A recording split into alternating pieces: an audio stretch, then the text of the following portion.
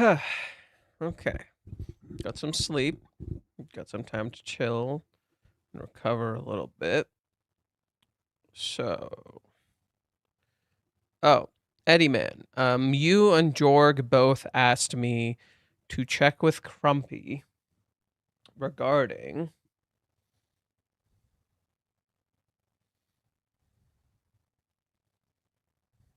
these right here. These specific texts with Chizuru. Crumpy said he literally has nothing to add. He says these are translated pretty accurately. He has nothing to add. I'm like, is there any nuance? He's like, nothing that I noticed. So, nothing here. For those looking for some extra details here, there's nothing here. Don't overthink it. There you got pretty much everything you needed to here. Okay. So this is an interesting chapter. First, let's talk about Chizuru really fast. So one thing I neglected to talk about that I think Reiji captures here is Chizuru's ability to get out of character.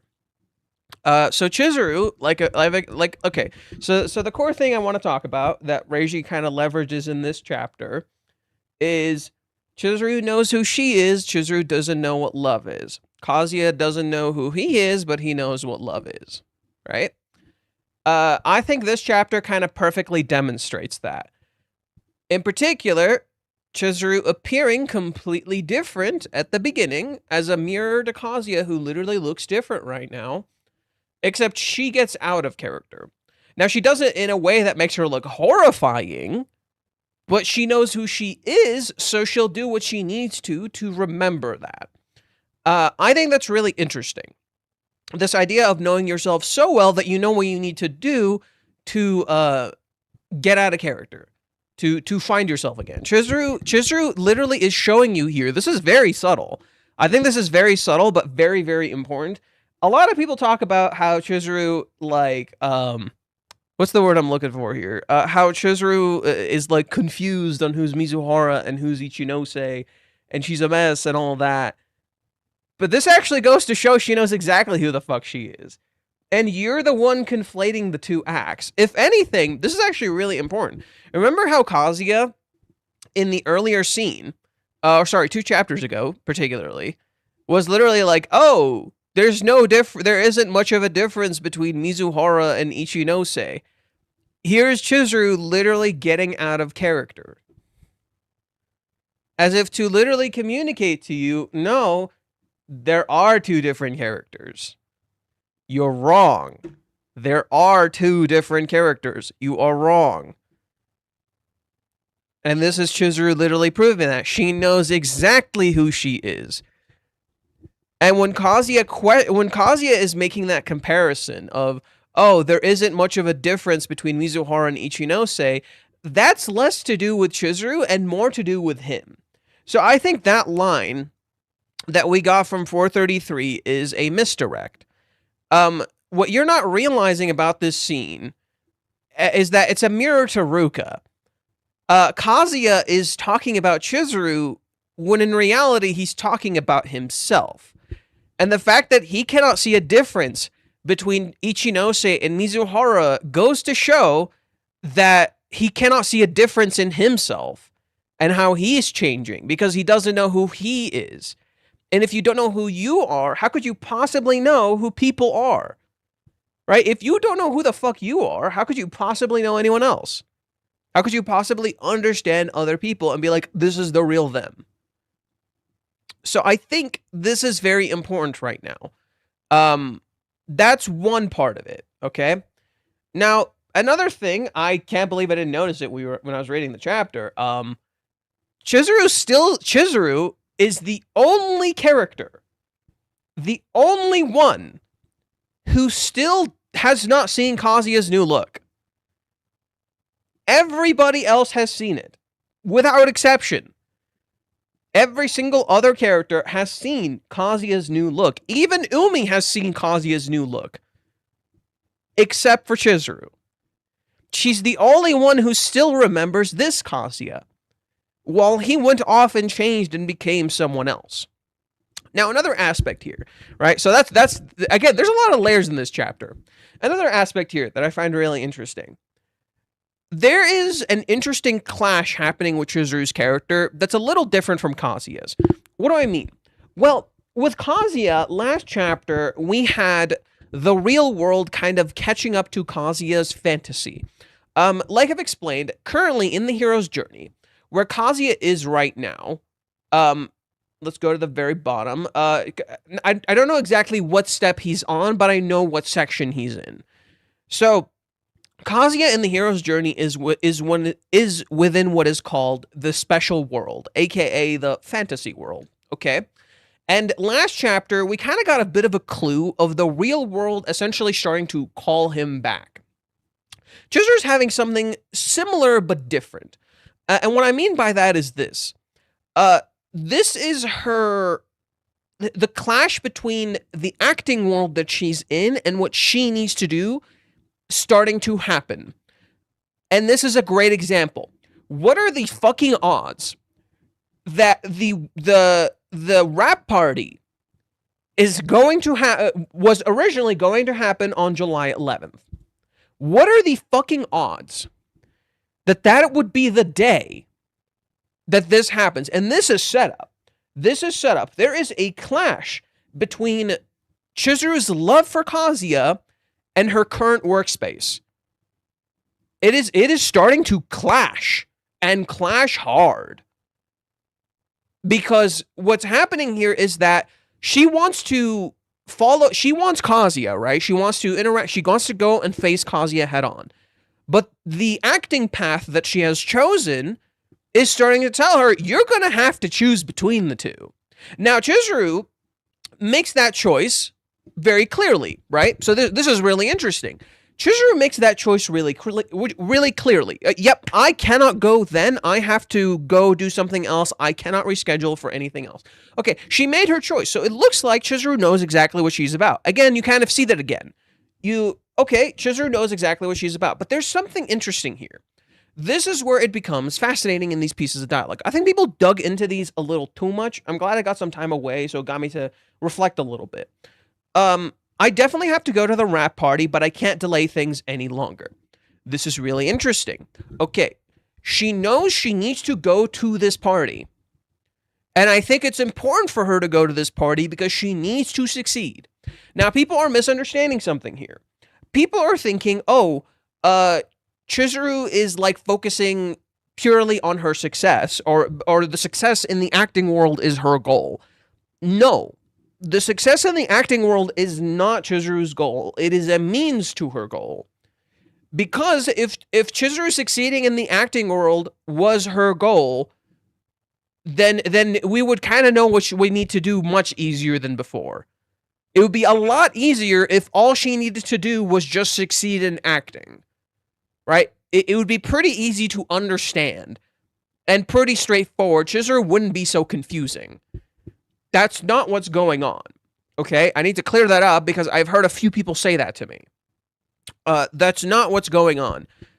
Rather, Chizuru needs to succeed in acting for a different reason. Most likely to become stable, most likely to be able to act in the things that she wants to do. Maybe to get money just so she can pay her own bills and not be reliant on rental. There could be a lot of different reasons for it, okay? So, you see that clash here where it's now, so it's like, even though Chizuru knows exactly what she wants, that clash is still existing regardless. That's what makes this interesting. Chizuru knows exactly what she wants, right? However, there is still a choice. Even if you know exactly what you want, you're going to be forced to make a choice. And that choice seems to be here, where Chizuru has to go to the rap party, but she can't delay things any longer. It's almost like she's being forced to possibly delay things longer. Right? It's clear she's not aware, right? So her being in shadow here, in contrast to the light around her, is less hiding something, and more so her being in shadow about her feelings. It's more so less her being in shadow about her feelings. What do I mean by that? Well, she knows she needs to go to this thing and she cannot delay things any longer. Sure would be easier to delay some things. You could also not delay things and talk to someone else. Or, as we see right now, you can't keep delaying things. Why? It caught up to her.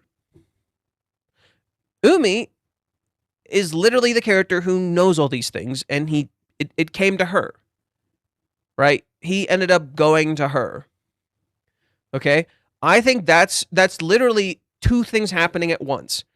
On one hand, Chizuru's manager here, Otama-san, or so, I believe that's her name, is representative of the acting world and Chizuru's career starting to clash with her love. Right? That part is starting to catch up. Okay? Then you have the opposite. You have the inverse. Now you have Chizuru's love starting to catch up. Right? So literally, that's what's going on. These things are starting to catch up to her. It is quite literally the real world calling you back. It is literally that part in the hero's journey where the real world starts calling you back. And you're going to have to make a choice. And it's going to be a choice you may not like. And you may not get what you want. Okay? I have to pull off this performance first so I can go in with a clear conscience. This part's interesting. What do you mean clear conscience? Would Chizuru's conscience really be cleared if she did this and then got into a relationship afterwards? Or went to face Kazuya afterwards? No, it wouldn't. No, it wouldn't. There's clearly... so she has to go to the rap party, and she has to pull off this performance first in order to succeed in acting, but she's gonna go into this with a clear conscience. Do you see the paradox? Do you see the paradox? It's less Chizuru not knowing who she is and what she wants, and more so, not recognizing love and what she loves. Are you seeing what's going on? Chizuru loves acting. Chizuru possibly loves Kazuya. Her two loves are clashing with each other. And she doesn't know how to pick. And she doesn't know how to manage it. And she doesn't know what she wants. That's literally Chizuru's conflict. Chizuru's conflict is fundamentally centered around her love. And she's trying to keep up with both of the things that she loves, but she clearly doesn't know how to handle it. Nor does she recognize how she is incorporating that love or putting it into practice. Right? Chizuru clearly likes acting. She needs to succeed in acting, but there's problems. And you're getting banned. Don't come into my chat and tell me Chizuru is picking money over Kazuya because you're a fucking idiot. Goodbye, never seeing you again. Fucking idiots. I don't care who the hell you are. Don't come into my chat and tell me Chizuru is picking money over Kazuya. You're a fucking idiot. You're a fucking idiot. Every single fucking time I see some stupid dipshit come in here and talk about women picking money over men. Oh, men do that too! Men do that too! But you're not seeing the man, you're not seeing the woman, you're not seeing the person, you're seeing the action that is generalized and is often associated with a stigma, you stupid fucker. Okay. Here, this is the best way I know this person did not read this chapter. Literally key-based speech. Literally key-based speech. Key-based speech literally captures perfectly the problem. It is not the job of sex work that robs it of love. It is the stigma around it. It is the stigma around this job that robs it of love. It is the ideas around these jobs that rob them of love. It is the idiocy around it. Okay, so Chizuru's conflict is literally fundamentally centered around the two things that she loves. And I think that's fascinating. She loves Kazuya, she loves acting. I think there could be an element here that's fascinating. That could be just kind of hidden in there. And that element could be specifically that Chizuru might misattribute succeeding in acting as pursuing the thing that she loves. Or she could be doing it for Kazuya, right? And if she's doing it for Kazuya and she thinks she needs to succeed in this performance for Kazuya, do you see kind of the problems? It's literally putting the cart before the horse. Where you're trying to do this thing for this person, or you're trying to do this thing because you love it, and what it's doing is, in fact, actually ruining things. Because you're not doing it together, and you're doing something that has nothing to do with love. Right? There's clear issues at play here, and it's literally starting to catch up.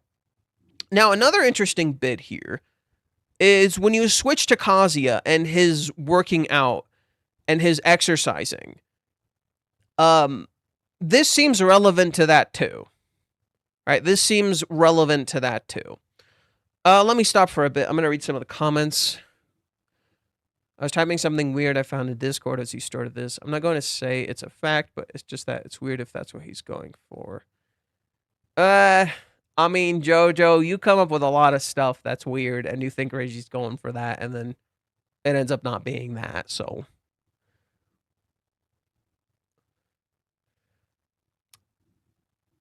Chizuru in shadow with a blank background almost mirrors Kazuya when he couldn't get tickets for Chizuru's play.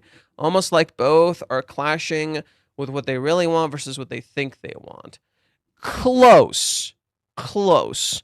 I think what you just described kind of captures what I've been talking about. In particular, Kazuya's conflict is that. What he really wants versus what he thinks he wants. Right? Chizuru's conflict is kind of flipped. Chizuru's conflict, like for Kazuya, it's rooted in who he is. For Chizuru, it's rooted in her love. So for Chizuru, it's less a clash between what she really wants and more so a misunderstanding of her love. I feel like I'm not describing it really well, but we'll get into that. Now, I do think there's an interesting bit here with Kibe. When Kibe says this, I want you to pay attention to how his eyes are closed. His shirt says bullseye, like he hit this perfectly, but his eyes are closed. I think it shows that this is not actually accurate. And even then, it's stupid. And it shows how he knows it's stupid. But then when Kibe opens his eyes, you'll notice he's in shadows. It's because he says you have complete faith in the person you love. To me, that makes you a hero. His eyes are opened to the reality that the description around sex work is stupid. However, his eyes are in shadows because he doesn't see his friend. Kazuya doesn't have complete faith in the person that he loves because he's literally fucking changing himself so she'll accept him. So does that really mean he has faith in her? Right? How can you have faith in someone if you are so insecure about how they might feel about you that you think you have to change yourself, get a job, work out, so they'll fucking like you and you become worthy of them? Do you really have faith in this person? That's the irony of Kibei's words. He comes to he starts getting some realizations in his words, even though they're still a bit short-sighted, and I think Reiji intentionally makes it very blunt. I think Reiji makes Kibei's dialogue here intentionally kind of blunt and off the mark a little gross. Because it demeans their relationship. Right? It's meant to demean their relationship, and the reason Kibei's eyes are closed is because it doesn't reflect his truth, right? But there is a hint of, yeah, isn't this like what you're thinking, right? Isn't this kind of what you're thinking? He hits a bullseye with his eyes closed, but he doesn't necessarily think this. He thinks it's kind of wrong, and he admits it 2 seconds later. Like, yeah, this is a little gross. It's a little wrong. And it's pretty ironic coming from a character like Kibei. I think that's what makes it so interesting. This dialogue from Kibei is so effective and interesting, specifically because Kibei is a horny idiot who generalizes a lot of things. That's what makes Kibei so interesting in this particular scene. Every time you see Kibei, he makes generalizations about women. He talks about perverted shit. He says weird stuff that makes you uncomfortable. There's even scenes where he just straight up objectifies Chizuru. And then here's Kibei saying something that looks past the objectification, that looks past the stigma. And that makes, and that clash between the Kibei you've seen until now and the Kibei you're seeing right now is really interesting. I think Reiji has been setting up this stuff for Kibei a little bit, you know? This isn't a big character moment, but it's more of a tease for Kibei. And a kind of heartbreaking moment possibly in the future, and how he doesn't recognize his friend even now, right? In trying to understand his friend, he ironically doesn't recognize him, right? Kibei says something that's like from the heart. He's talking he's literally talking like a goddamn dreamer. And I think that's really, I want you to think about that. I want you to, Kibei, of all characters, is talking like a dreamer. Kibei, the realist, the person who's been stuck in a shitty reality, the person who has to cope with a shitty reality, right? That's Kibei. That's Kibei's character, the person who just copes with a shitty reality. But here he is, talking like a dreamer. And Kazuya, of all characters, doesn't sound like a dreamer. Right? He is the dream. But he's not being a dreamer. I think that again, it plays into that theme of swapping roles. Let's see. The Chizuru panel reminds me of The Grudge. That's a weird one. When she says Kazuya, she'll be like, what the fuck? Yeah, I think that's going to be important. Chizuru's expectations for what she is going to encounter is going to clash with the reality of what she's going to get. And I think that's going to be important for Kazuya too, because for Chizuru, it's more of a physical thing. For Kazuya, it's going to be more of an emotional thing. What Kazuya is expecting emotionally is not what he's going to get. What Chizuru is expecting, maybe just physically, just seeing him physically, is not what she's going to get. How close July 11th at this point in this chapter? Do we get a date? Do we at some point see a date?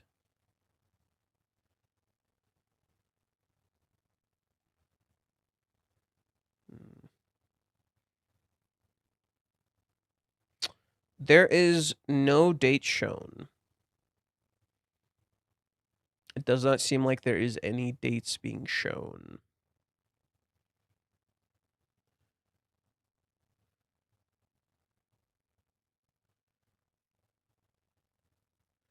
I do not see a date, so I do not know.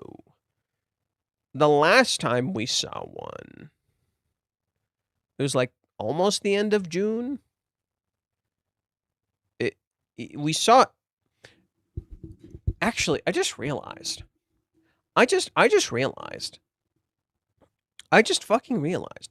The growth arc ended, and it doesn't feel like Kazuya grew at all.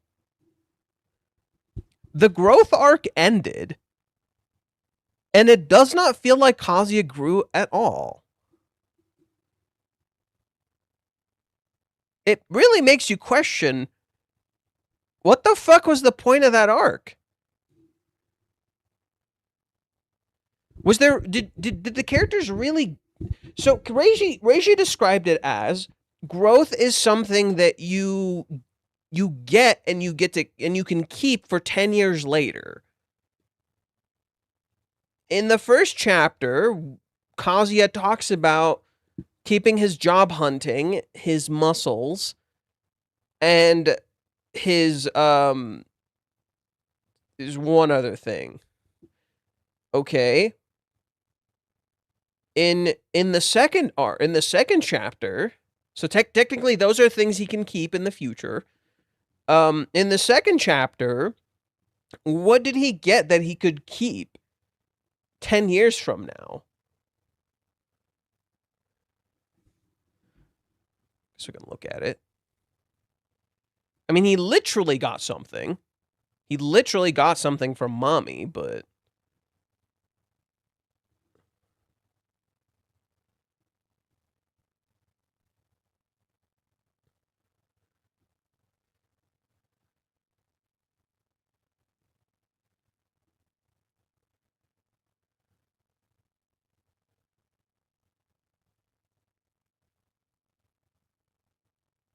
oh, he got the ability to notice how the girl is dressed and call her cute.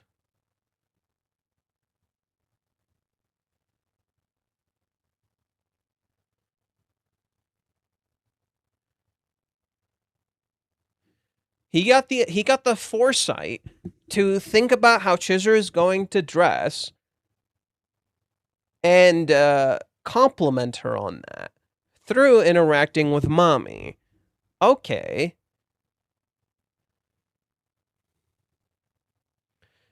He got the ability to drive on the highway and be able to drive cool and smart.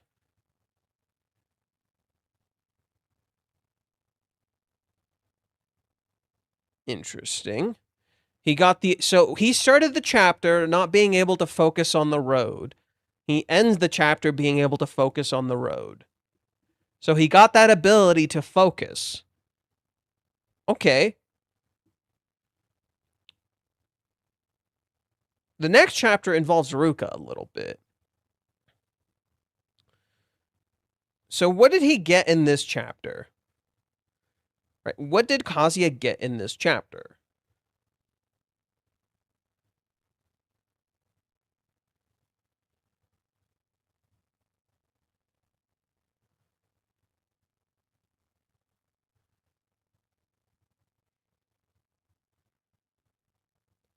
We see this picture again in the current chapter.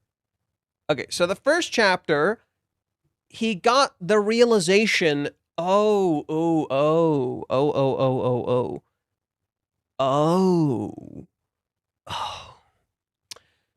The growth arc starts not with what Kazuya is actually going to keep.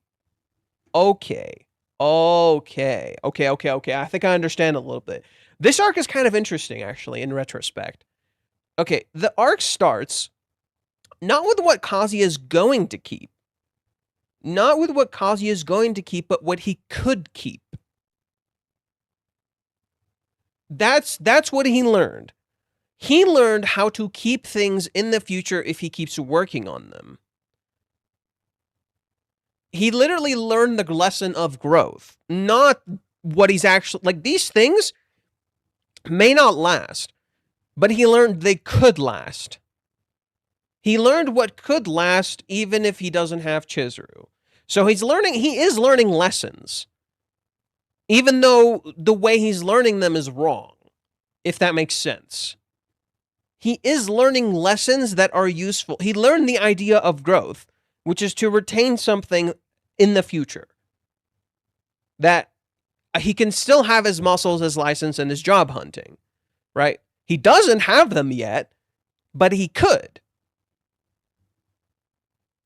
Okay, in this one, he learned to be aware of the future and always face ahead, right? To not be distracted by the past, right? He learned to not be distracted by what's behind him and focus on what's in front of him.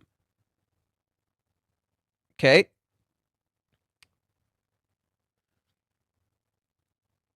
Okay. Now this one's a little harder. I'm gonna use the restroom. I'll be right back. But yeah, this one's got me thinking. Give me your ideas on what you think. Give me your ideas on what you think the third one is.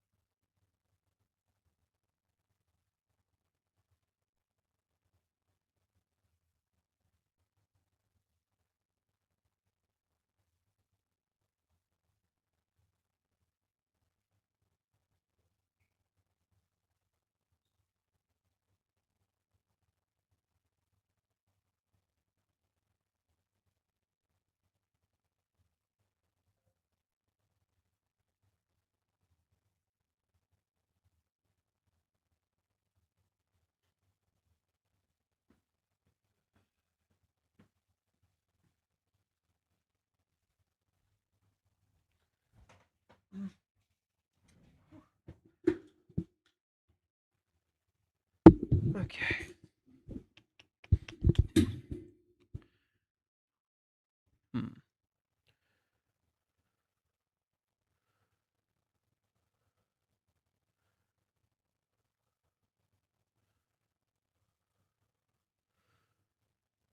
Oh yeah, guys, don't forget to go subscribe to my Twitch, please. Do not forget to go subscribe to my Twitch if you can. We're trying to get to 10 subs. We've plateaued at 5. We have plateaued at 5 subs. We're trying to get to 10. Come on, gang.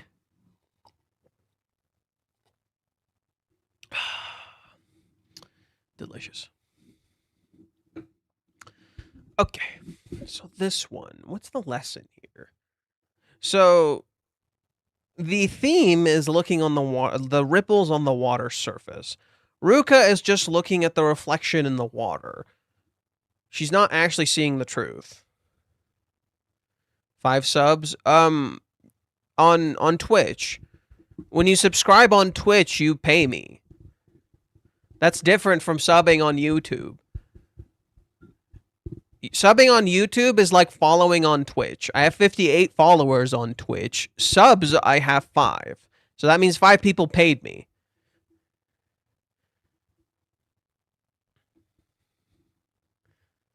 Okay. So what did Kazuya gain here? I think what's interesting about this is that Kazuya is growing without realizing it. I think that's kind of the beauty of the growth arc. Kazuya is growing without realizing it, nor is the growth immediately spelled out for you. The growth is not immediately spelled out for you. There is, like it's there, but you kind of got to think about it a little bit. It's like, what did he actually gain? And then it pieces together a little bit, you know?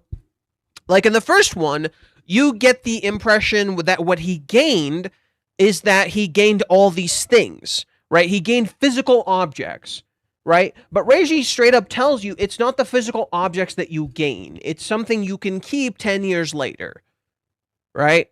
So Kazuya did not gain something physical. He literally tells you, like, from the get-go, that's not what Kazuya got, right? It's not the physical change that he got. He got something else, right? Maybe for Kazuya, it's a work ethic. Right? And you see him continue to work here. So he got a habit. He got something he can keep working on. I think that's like the biggest thing. It's like he has something. He got a work ethic he can keep working on. But it's not something you see visually immediately, right? It's not a visual growth that you saw. It's a mental growth, right? That's contrasted by the next chapter when he's driving. You see a visual change in Kazuya where he starts looking behind him constantly. He ends looking forward. Again, a contrast. So here, we start with Kazuya looking at his confession and being in darkness. But then he ends in light. So I guess he... I wouldn't say he got the ability to shine light on it. He got the ability to shine a light on his love.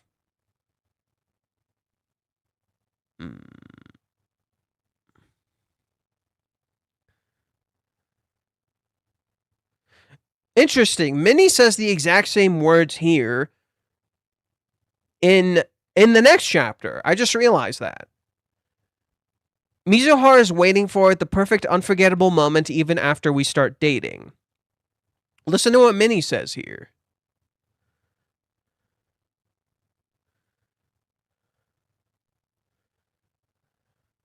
You probably don't need some overly elaborate confession, but it'll be your anniversary after all. Even after 12,000 years, girls remember that moment. It's literally what Kazuya said. I often hear girls talk about how manly the guy looks in the moment, and they fall head over heels and look in her eyes and tell her exactly how you feel. There's some emotions you can only get from doing that.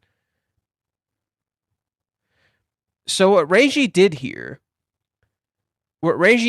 that's interesting is contradict part 3. That's what makes part 3 hard to figure out. Why? Because what Kazuya gained here was not the ability to confess to Chizuru. What Kazuya got here was not the ability to confess to Chizuru.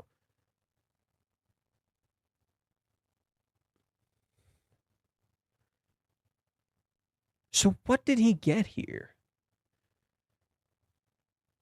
So I was waiting for it.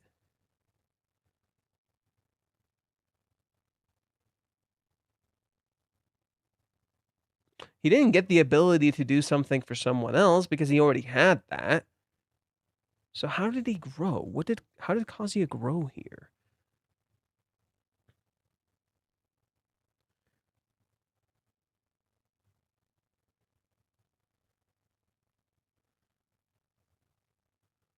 Did he get the ability to ignore his surroundings? No, that's not right.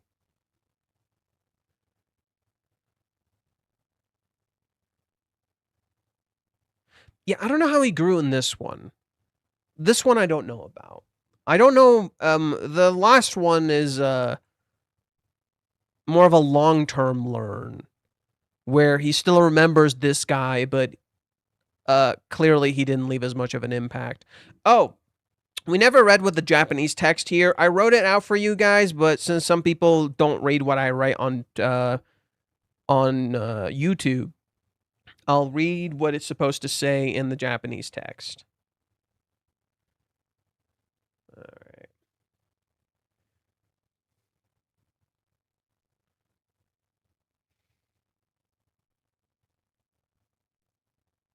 Okay.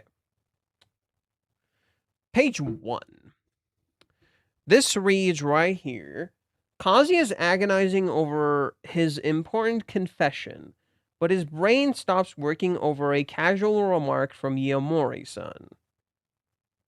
Isn't it Yayamori? I keep saying Yamori. It's Yayamori. Yamori-san. Yayamori-san. Nah, whatever. Question mark. Okay. A lady that would even make a flower blush.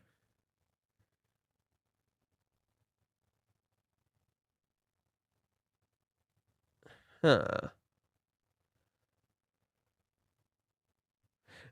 I don't understand the point of this cover, besides playing Cupid. Or besides being Cupid.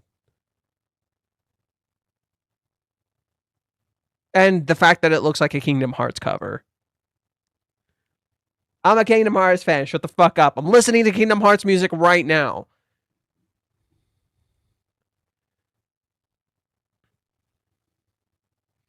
There you go, kids.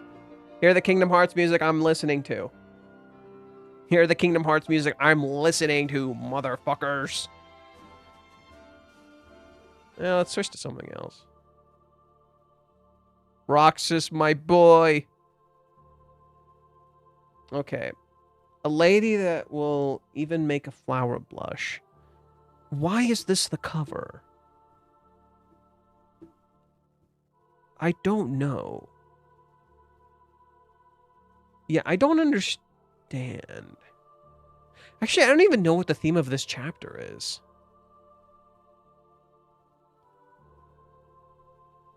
I don't even know what the theme of this chapter is.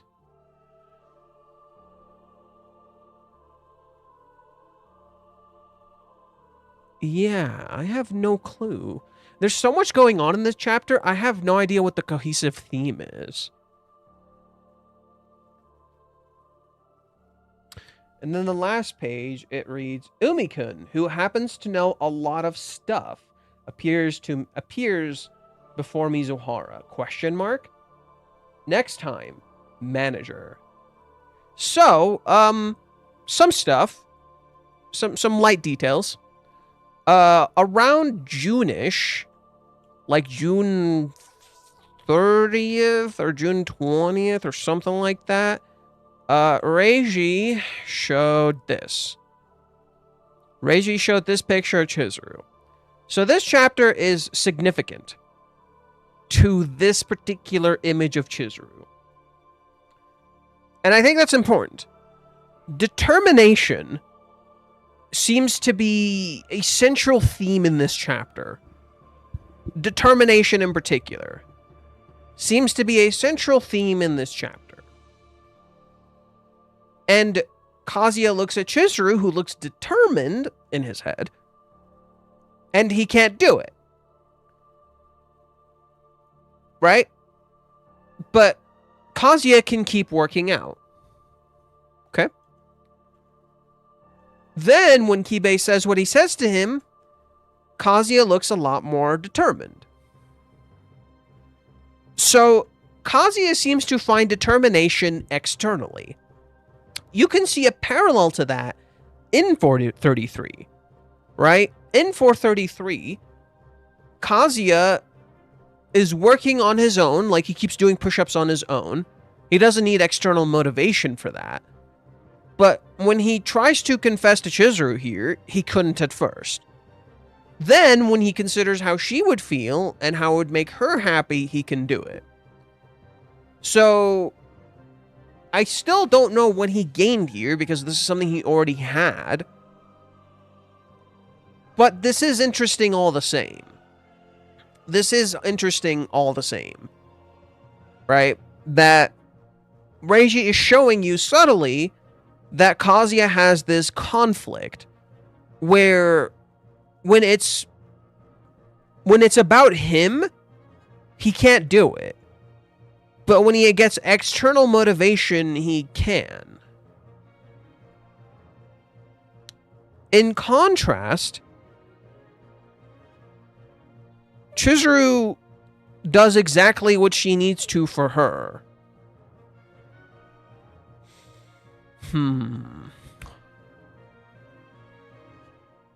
Okay.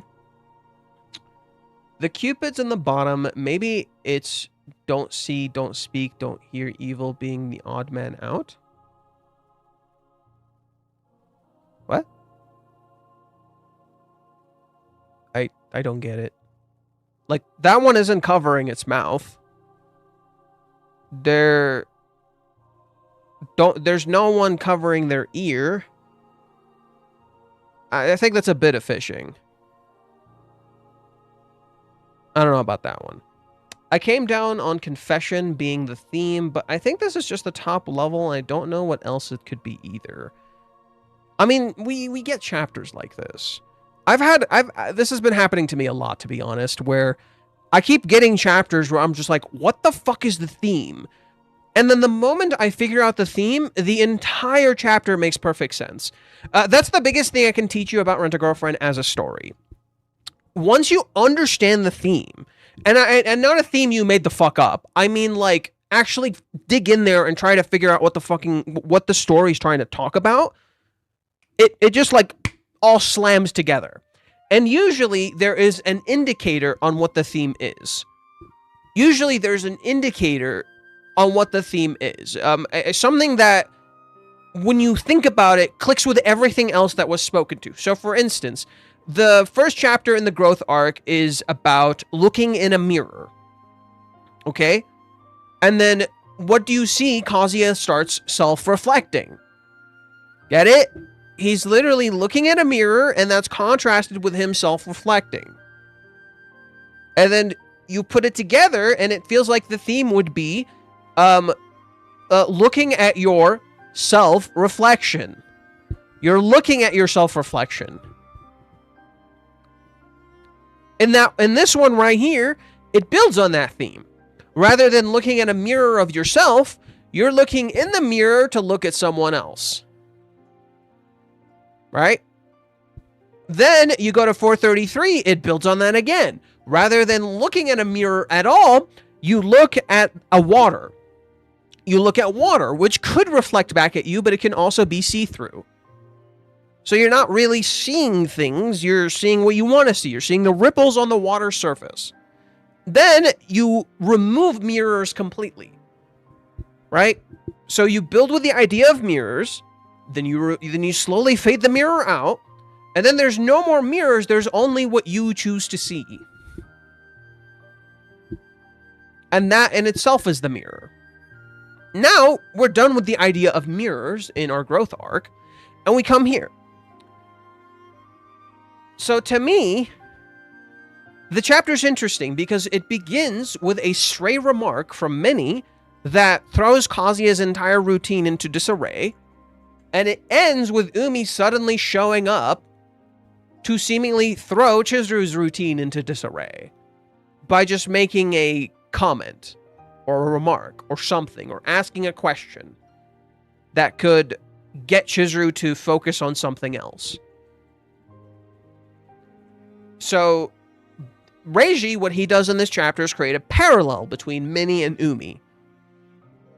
Oh yeah, I forgot to mention there is a break next week. Yeah, we found that out yesterday. There is a break next week. There is no chapter. There's no chapter next week. Sucks, I know. But what can you do? I know, it sucks ass, but what can you do? If anything, this is a little better. I'd rather not, like, have one more chapter than a break. I'd rather get the break out of the fucking way. So, Minnie is in the center of the page, but there's a lot of stuff around her. You'll notice there's also mirrors. Big mirror, mirror, mirror, mirror. So there's a lot of mirrors. Flowers. There's a fifth mirror. And there's Cupids looking at you.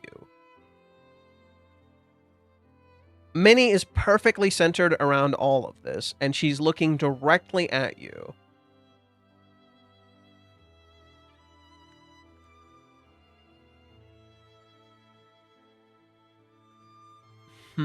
I think this chapter is about looking. I think the thematic idea about this chapter is looking. That's why Reiji posted this image on his Twitter subscription. I think this is the central idea of being looked at. This connects to a lot of things. Here's Kibe looking at Kazuya, but not actually seeing him. Here's Kazuya looking at Kibe. Then when we cut to Chizuru, here's people taking pictures of her. You're looking at her. Here is Chizuru's manager being freaked out by how she looks. Chizuru looks freaky here. Chizuru looks like a different person here. Here's Chizuru looking a certain way, and then it ends with what? Chizuru and Umi looking at each other. I think looking seems to be an element here. How can you get a bullseye if you're not looking carefully? So maybe not just looking, it's like knowing where to aim your gaze.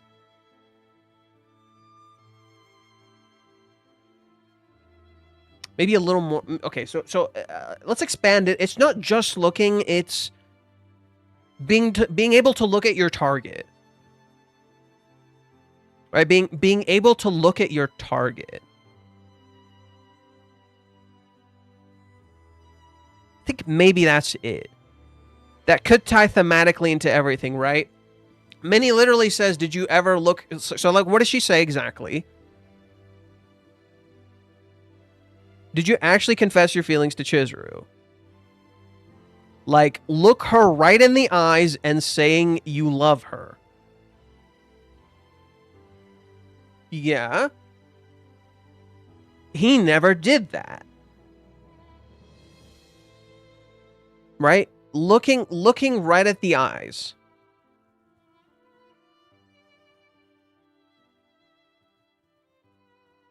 The chapter begins with Minnie looking at him. Right? This is another thing too. Now, what was the text say? A lady that would even make a flower blush.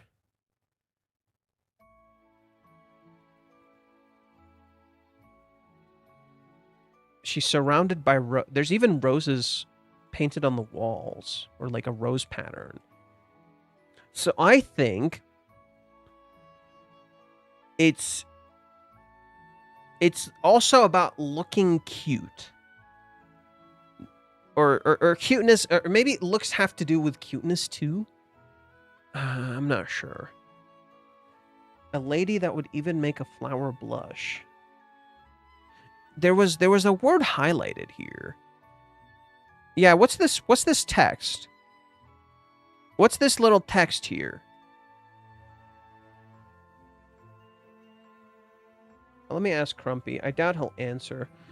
What's that one word that's highlighted in the cover page? Is it lady? Flower?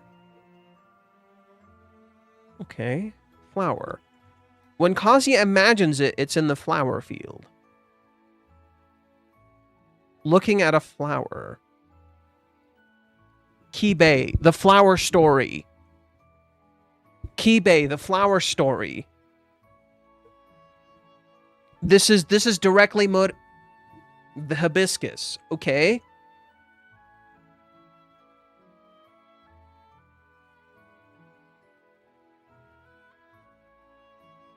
Okay. Okay, so flowers seem to be central here. Flowers are directly connected to love. You see roses in the background. Maybe. Okay, maybe. I think this is the theme. Which flower are you looking at? Which flower do you see? I think maybe that's the theme. You're surrounded by mirrors. You're surrounded by a whole bunch of flowers. Minnie is a lady who would make a flower blush. What flower do you see? Right? If she's a lady who makes a flower blush, that means she's like a flower. Right? So, what flower do you see?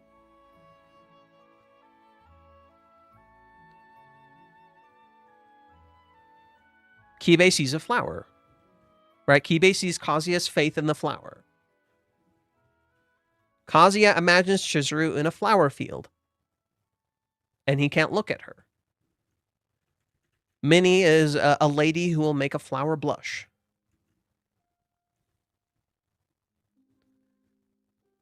Okay. Chizuru is a flower disguised as another flower that everyone's taken a picture of. Okay. Looking at a flower, right? What flower are you looking at? I think that's why this is so cluttered. I think that's why this image is so cluttered, yet Minnie is so in the center. The way Reiji drew this is kind of brilliant. Despite how cluttered everything is in this cover visually, despite how incredibly cluttered this cover is visually, your eyes are immediately drawn to Minnie. Right? She stands out more than the other flowers. Your eyes are immediately drawn to Minnie. You don't look at the background. You don't look at anything. Like, this is composition, dude. Like here's a lesson in composition, children. This is how you compose something. Minnie is so perfectly centered in the image. So perfectly placed. And the way her silhouette is outlined draws your attention to her and not everything else around her. She's surrounded by flowers. She's surrounded by mirrors. She's surrounded by fucking statues of all things. And you don't look at any of that, you'll look at her. Your eyes are directly drawn to her face. And that literally happens to Kazuya right here, where what happens? Your eyes are literally drawn to Chizuru's face. Right? So, let's expand on that idea. Which flower is your eyes drawn to? Which flower are your eyes drawn to?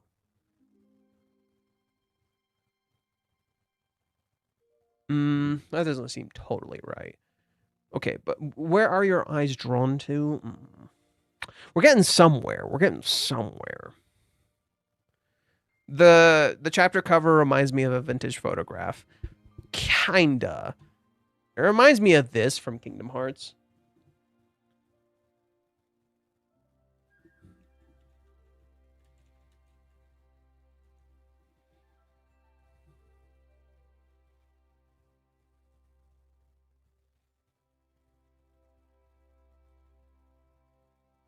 This art, which in of itself has a vintage feel.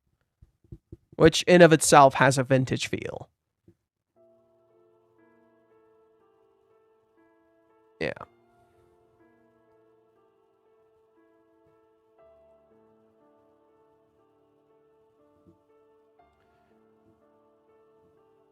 It's interesting that it seems that both Kazi and Chizuru are the flowers, and they take turns blushing. Chizuru doesn't blush a whole lot in this chapter. Kazuya blushes, yeah. Is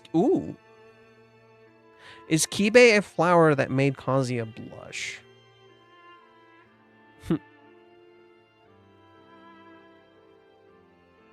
She blushes here when thinking about him. By the way, little detail. I don't think anybody noticed this. I'm going to zoom in on it. I don't think anybody noticed this little detail, so I'm going to show it to you guys. At least I didn't see anyone commenting on it.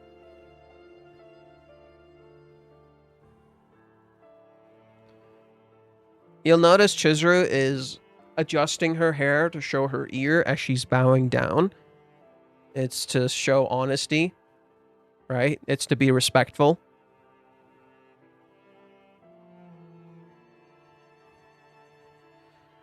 So what this chapter did that's really interesting, is create a contrast between 4 different characters. And I can't believe I didn't notice that. So first, there's a contrast between Umi and Minnie. They begin the chapter and they end it, right? But then there's a contrast between 2 other characters. Kibe and Chizuru's manager. Now, Kibe is more grounded, mature adult. Omata-san is a lot more rowdy. She's also short and and it seems like her hair's kind of fading too. She's Chizuru's manager. In that sense, Kibe is kind of Kazuya's manager. He's like his editor. And that contrast between Omata-san and Kibe is also a contrast created between Minnie and Umi. So now it creates a contrast between Minnie and Kibe and Omata-san and Umi. But then a contrast between all those four characters as well. Right? All these characters are thematically clashing. Dan, do I need the bathroom again? What the fuck? Okay, give me a sec. I'll be right back.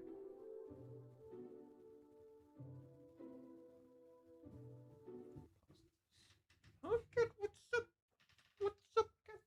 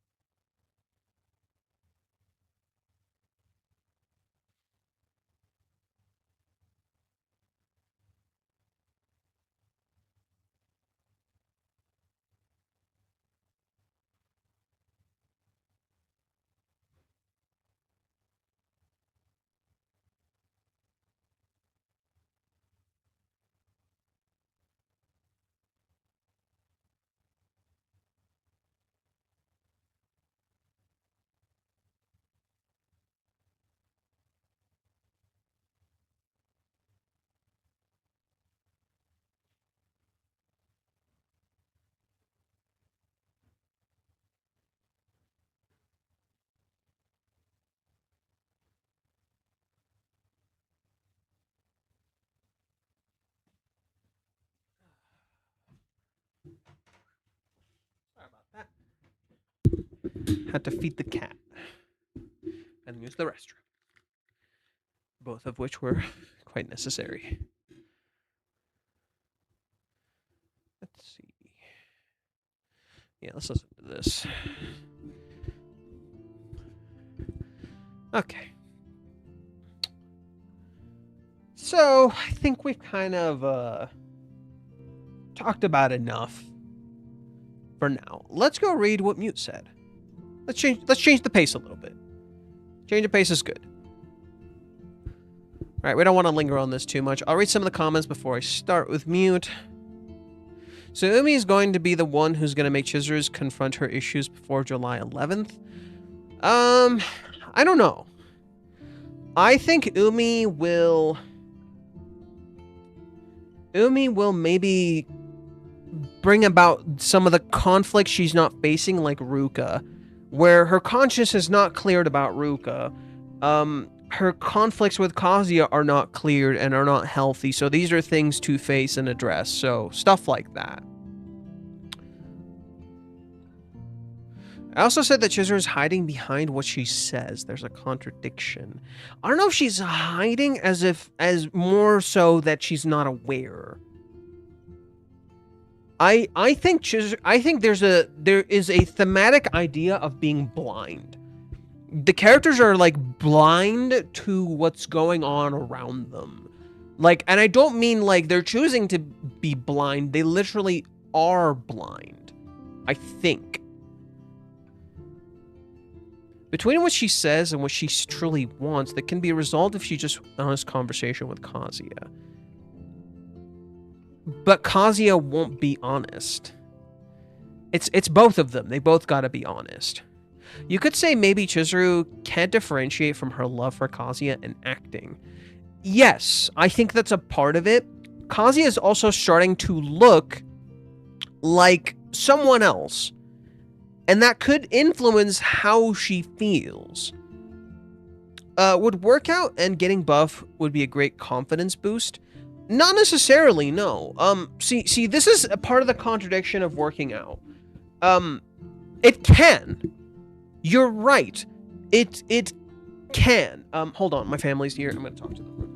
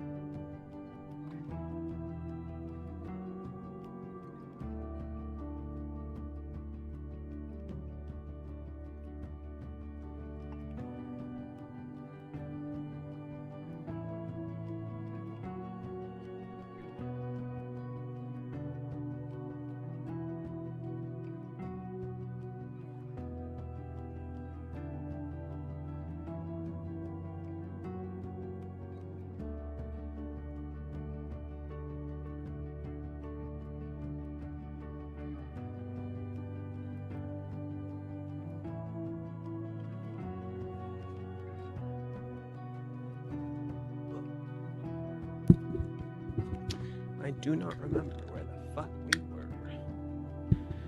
Okay. Let's see.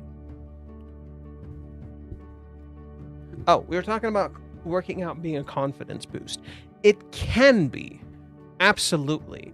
But understand, there's a layer to this. It can also be a disguise for your problem. And that's kind of some of the issues with some of the ways people go about solving some of their conflicts. We sometimes disguise the real issue by getting better at something else. But then, if the real conflict still fails, even though you worked out, it could destroy that, you know? So a lot of the times, working out can be a confidence boost, right? You look better, you feel more confident in your body. Abso-fucking-lutely. I'm not going to pretend like that's not real. You 100% do. I know because I have. But it does not solve your problem still. Just because you have a bit of a confidence boost because you worked out doesn't mean your problem is gone. I know because that literally happened to me. At one point in my life, I was very fit. I weighed around 180 pounds. I was very thin. I had insane stamina. I could literally keep up with like track and field people.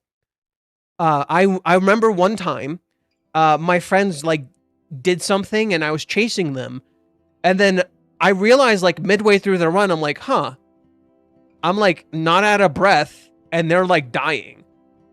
I haven't even broken a sweat. And then I'm like, maybe I could go faster. And then I like did like a, you know, that anime thing where you can do like a bit of a boost?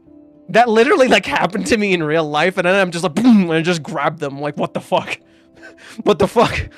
And that's like where I realized, like, oh wow, I'm in pretty good fucking shape. Jesus. You know? But I didn't maintain that. Because I later realized, like, yes, I still want to work out. Don't ignore that. But I later realized it was just kind of disguising my real issues. You know? And so once I shifted to focusing on those, yes, I worked out a lot less, but I became a lot more personally secure. And I think that's kind of the issue where it's like you should work out and gain that confidence. And that's good, but try to find a sort of self-security, a sort of awareness of who you are. When you do this, it'll help you tremendously. There's something I gotta grab. Damn it.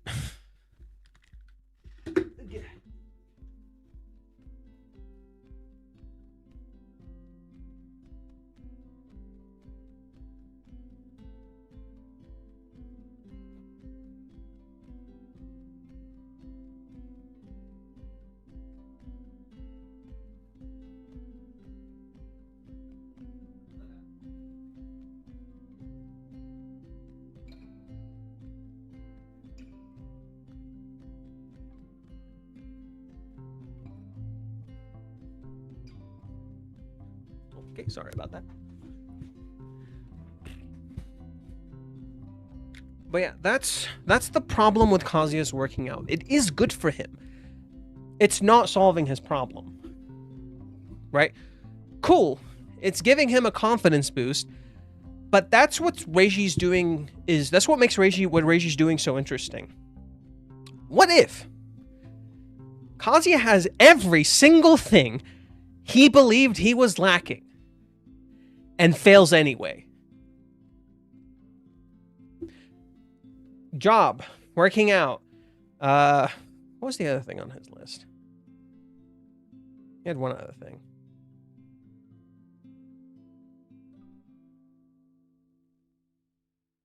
Muscles, his license. He has his license, he has his job, he has working out. Still fails. Do you see the problem? Yes, working out and getting buff can give you a confidence boost. Your problem is not going away. If you're insecure, you will still be insecure.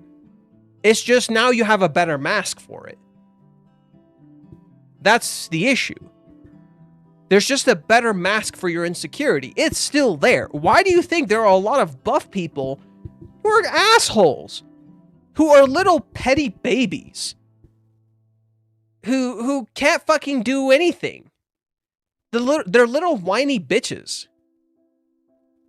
And then you see like a man who's like way bigger, has a lot more fat, but he's the one who has a girlfriend while the buff dude has nobody. Do you see the problem? Yeah, get buff. That's fine. If you have no true like self-awareness, if you are insecure about yourself, those things are not going away just because you got buff. And in so doing, your confidence can very easily become an illusion. That's the problem with that mentality. It's like, yeah, you do get confidence. It doesn't magically solve your problem. I would say that acting and her love for Kazuya are equally important to her, but she hasn't realized that yet. I think she has, and I think they're clashing. I think the growth arc means Kazuya being proactive and making changes in his life. He's not, though. That's the illusion, but I don't know if that's 100% true. The third thing I would say is that she needs to look him in the eyes when he says something. For example, Chizuru should look Kazuya in the eyes. She does, though. She does, though. Chizuru looks Kazuya in the eyes. Kazuya doesn't look Chizuru in the eyes. Those are very different things. Chizuru always looks him in the eye. Kazuya is definitely gaining confidence as he works out. It's still an illusionary confidence. Umi gonna turn villain. Everyone says that every other day. We have no awareness of what the fuck he is. Moving on. Yeah, it's strange because the cover illustration. Maybe you should take a closer look when the chapter comes out. I'm taking a wild guess, but maybe the mirrors on chapter cover is Snow White reference.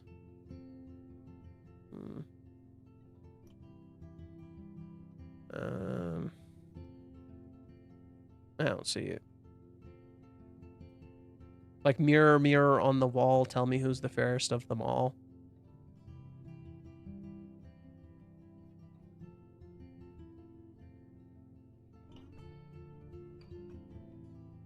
I don't know. Maybe, but I don't know. You see the sign in the room with Minnie on the cover? What?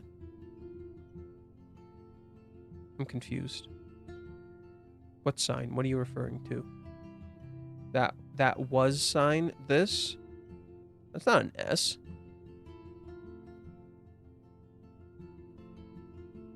Is that cursive? It's not an S. It's a cursive S.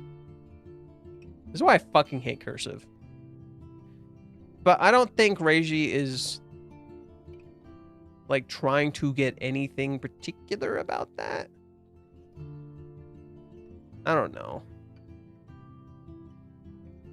I mean, you could say rose-tinted glasses. That would make a little more sense. The chapter cover reminds me of vintage photograph. We read this. Maybe Minnie's cover is meant to ask, what do you really see? Do you really see everything, or do you really see the real Chizuru? Maybe it's like looking with rose-tinted glasses.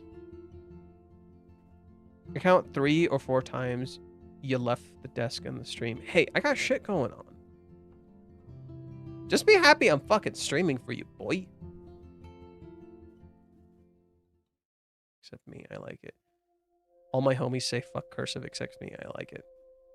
Fuck cursive. I mean, I could learn cursive. It could be cool. Like, I like the waviness, but I just don't like reading it. It's a pain in the ass. Okay. Let's read what Miu had to say. Alrighty, Muti-kun. This is the review of my thoughts on the chapter with Satisfaction rating 435. This time the theme is putting feelings into words. Okay. Umi appears at the end, and the comment section on Manga Poke is in an uproar, but Umi didn't come to steal Chizuru away. He felt pretty passive. Like, when you look at Umi in the end of the chapter, he's pretty passive. Right? He doesn't feel particularly negative. He's not doing a sus as fuck smile. Now, you're not seeing the full picture. You're still seeing only part of Umi's face. Yes. He's dressed in black. I think that's very intentional by Reiji. Oh no, the danger color. Oh no, the danger color. When you start the chapter, Minnie's dressed in white. Right? When you start the chapter, Minnie's dressed in white. When you end the chapter, Umi's dressed in black. Black and white. And then everything in between. So, you don't know what's coming. Okay? Umi seems quite passive here. Chizuru doesn't seem particularly freaked out by him. I think there's something going on here. I do want to mention again, one thing I think some people might have not caught. We transitioned to nighttime, because I didn't catch this when we were first reading. We transitioned to nighttime. Kazuya's chapter was mostly spent in the day. Chizuru's chapter is spent in the night. But there's the interesting bit. I believe this is still that Nakano Center. This is a closed center that's no longer in operation. So this place is no longer in operation, but it's a real center. And it's called Nakano. And in Nakano Center, Umi shows up. Pretty on the nose. Pretty on the nose. But the question again becomes, why? Why? Okay. In this chapter, Kazuya learns the importance of putting his feelings into words when Yamori points out that he has never properly confessed his feelings to Chizuru. Yamori casually slips in a reference to Genesis of Aquarian. Kazuya might still be in love with Chizuru 120 million years from now. Wait, what? I've never heard of this. Genesis of Aquarian.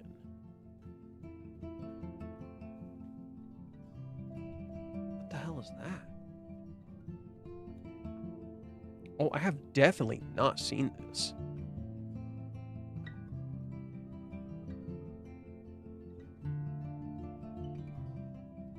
Okay.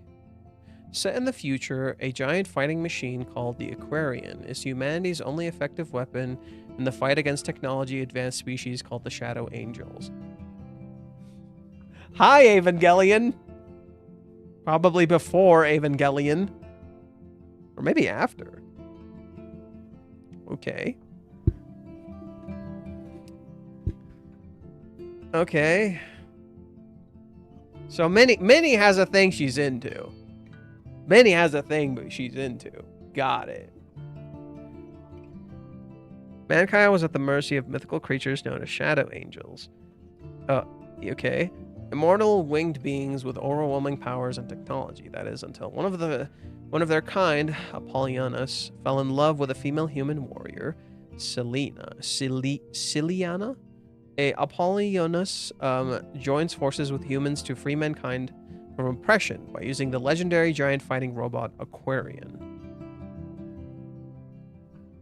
Okay, 11 years prior to the story, in a disaster referred to as the Great Catastrophe, Earth's magnetic field shifted, devastating significant parts of the world and killing off many of its inhabitants. It's just Evangelion. Minus the angel falling in love with one. Along with the disasters came the return of the Shadow Angels who had been in slumber in their city of Atlanta. Since their battle with Apollonius, the Shadow Angels began invading human cities to harvest human beings, dubbing them the Winged Ones, and like cattle, to extract prana, life force, from the captured humans. Their prana serves as energy and nutrition not only to the Shadow Angels, but also to the legendary Tree of Life. Okay, the Shadow Angels facilitate their harvest via giant floating harvesting machines called Harvest Beasts, which are guarded by giant mecha called blah blah blah blah. They are sentiment machines, yet there are times when they are piloted by Shadow Angels. Ordinary weapons prove ineffective against the Churabime and brings up blah, blah, blah, blah. Okay. Trying to identify how to use them. 3 vectors. Blah, blah, blah, blah, blah, blah.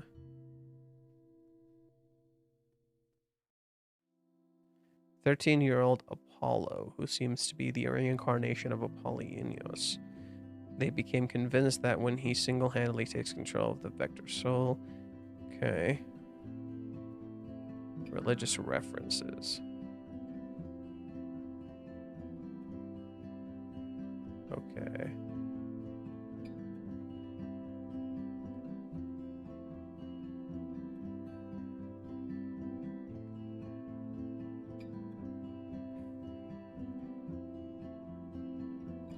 Oh. Seemingly inspired by Apollo. Oh, shit.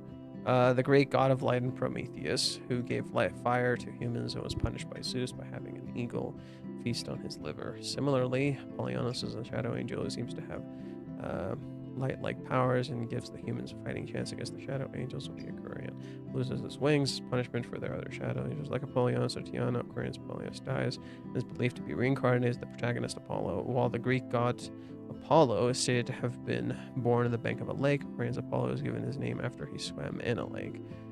Okay, then. So I'm assuming Apollo, like, is like 12,000 years later, or 12 million years later, and he fell in love with this person again. Who's the character in the thumbnail? Are you asking that unironically, or not? I'm actually curious. Because if you are, congrats, you fell for it. Are you asking that unironically, or do you actually not know? Or do you know? Okay.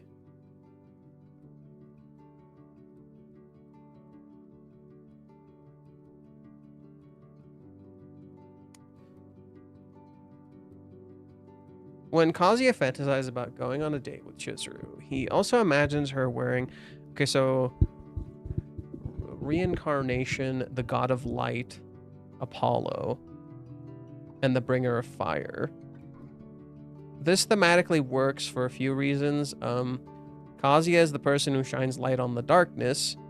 The entirety of Kazuya's section in the story takes place during the day. And then the entirety of Chizuru's story takes place during the night. So thematically, Kazuya being Apollo in this situation makes a whole lot of sense.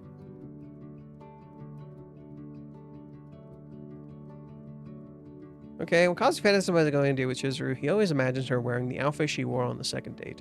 Her second date was memorable because they argued and she hit him. But it seems that Kazuya has already fallen in love with Chizuru at that time. Yeah, that language from Kibe is interesting, you know? The reason Kazuya can't confess to Chizuru isn't because she's too cute, but because he sees her as an unattainable beauty, someone he's not good enough for. And he's denying the idea of falling in love with a rental girlfriend because it seems unrealistic. He's also worried that Chizuru might disappear tomorrow. However, Kibe reaffirms Kazuya's feelings. So, what does Kazuya actually say to Kibe? I gotta get a bit of a refresher. I wonder what he thinks of us now. I'm still lying about us actually really dating, but it seems like he's got a good grasp on how things unfold. See, the irony of what Kibe is saying is I think it kind of fits Chizuru. I think Chizuru is secretly afraid that she'll never find love because of the job that she works. And she said this pretty much during her rejection. She said, I didn't think I could ever fall in love, which is so sad. It literally shows Chizuru is literally trapped by that stigma. And it's tragic as fuck. It's tragic as fuck. No matter how good things are going now, I know very well that she's way out of my league. Besides, actually falling in love with a rental girlfriend sounds completely ridiculous. The whole thing still feels surreal. I worry that tomorrow she could just disappear and she'd never really be the one for me. I find it fascinating that this particular image that's used is the same exact one that Ruka had when she was talking to Umi. So this image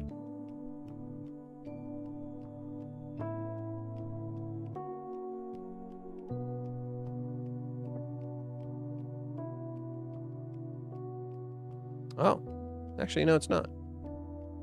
She's dressed the same way, but it's not the same. Because she's waving. She's dressed the same way, but she's waving. It's a little different. Yeah, this part's weird.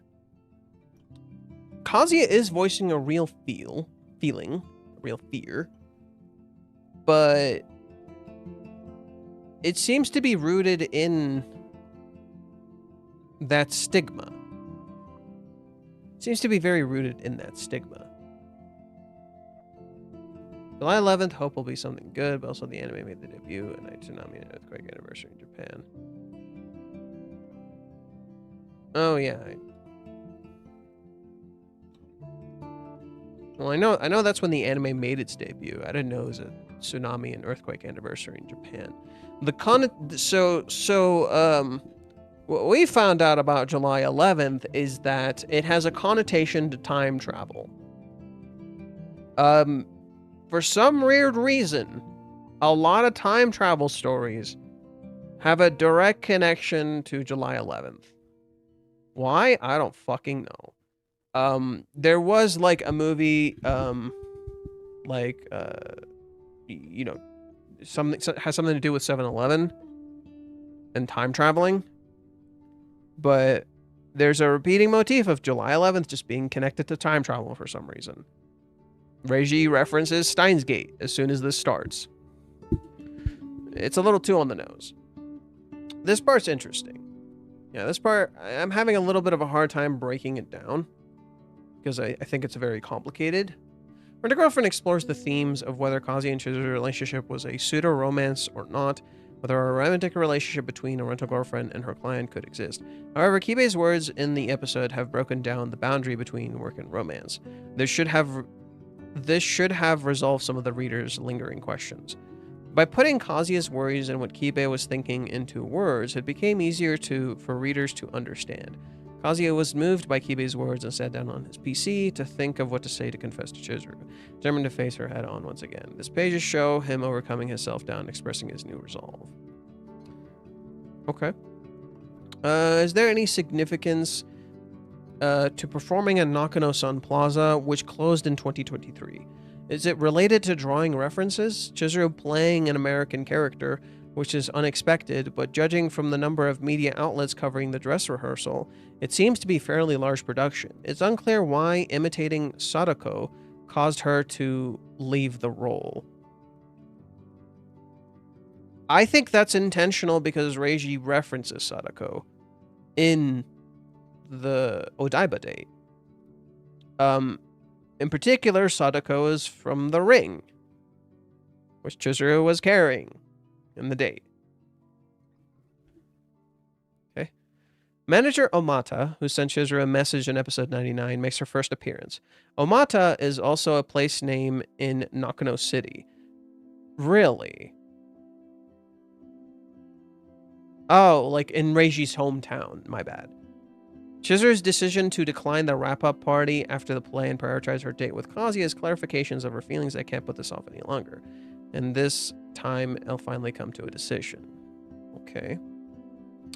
This 435th chapter is scheduled to be published at the end of volume 49, so Umi is introduced to unsettle the readers.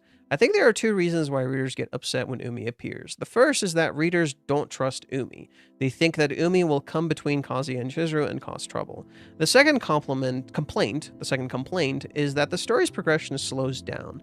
People probably think that when Umi shows up, Kazuya and Chizuru's story will stagnate and not progress. However, Umi's role right now is not to get in the way of the two of them.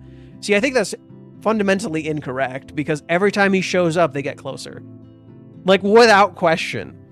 Umi's consistent role is every time he shows up, they get closer. Because Umi is the unseen conflict they need to fucking talk about. I think Umi's role this time is to put Chizuru's feelings into words. Chizuru is also thinking about Kazuya, but she's unaware of her feelings or doesn't want to be aware of them, so I think Umi will be there to support her and give her a push. Okay. Or, you know, Ruka. Next episode title is Managers, likely referring to Chizuru's manager, Omata. On page 19, she says, contact me when you're done changing, so there will probably be some kind of conversation between Chizuru and the manager after this. Perhaps Umi will also say something to the manager. So I talked about this before. There is a clear connection. There is a clear connection to chapter 288. There's a very clear connection to chapter 288.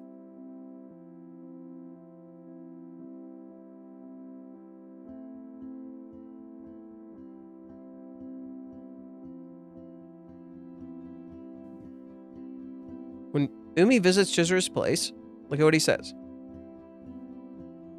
Make sure you can see this. Have you talked to Frisia, your talent agency? It's not their place to comment on your personal life, but you're an up-and-coming actress now. I imagine they'd have a few recommendations for risk management.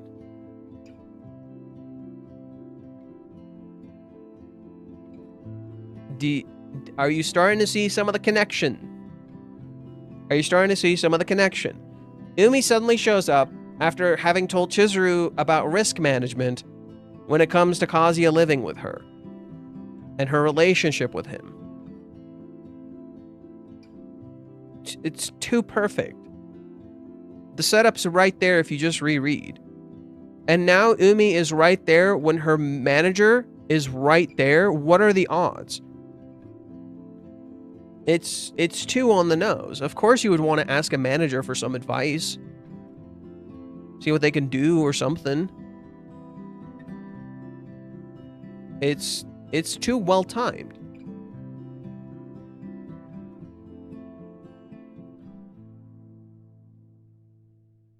Chizuru's confession, not Kazuya's. Frustration about how vague Kazuya admiration that he chose her despite the stigma of her job. She tried to perform her best to be with her. So he thinks it's about Chizuru's confession. In terms of putting her feelings into words, the concept of confession and him is something that both Kazuya and Chizuru have in common. Kazuya has never explicitly confessed his feelings to Chizuru, but the same can be said to Chizuru. Okay. I think it's undeniable that Umi has transformed into a character who makes Chizuru realize her feelings. Or rather, I'm surprised the comment section is still a mess even at this point. Okay.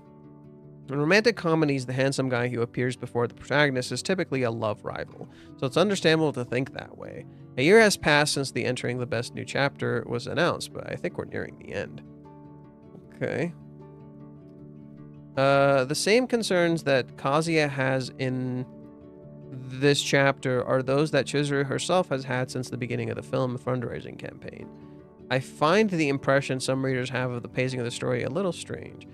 Oh, actually, that's a good point.